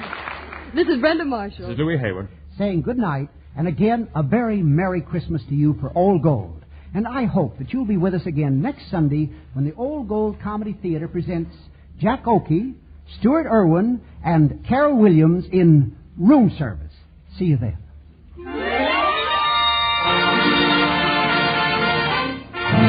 Bachelor Mother was presented through arrangement with RKO, producers of Tall in the Saddle. Louis Hayward appeared by arrangement with United Artists, producers of 10 Little Indians. Now remember, don't let little annoyances get you down. Why be irritated? Light an Old Gold. Its tobaccos are conditioned to help guard against cigarette dryness, to give you more smoking pleasure. And now this is Bob Williams saying good night for Old Gold.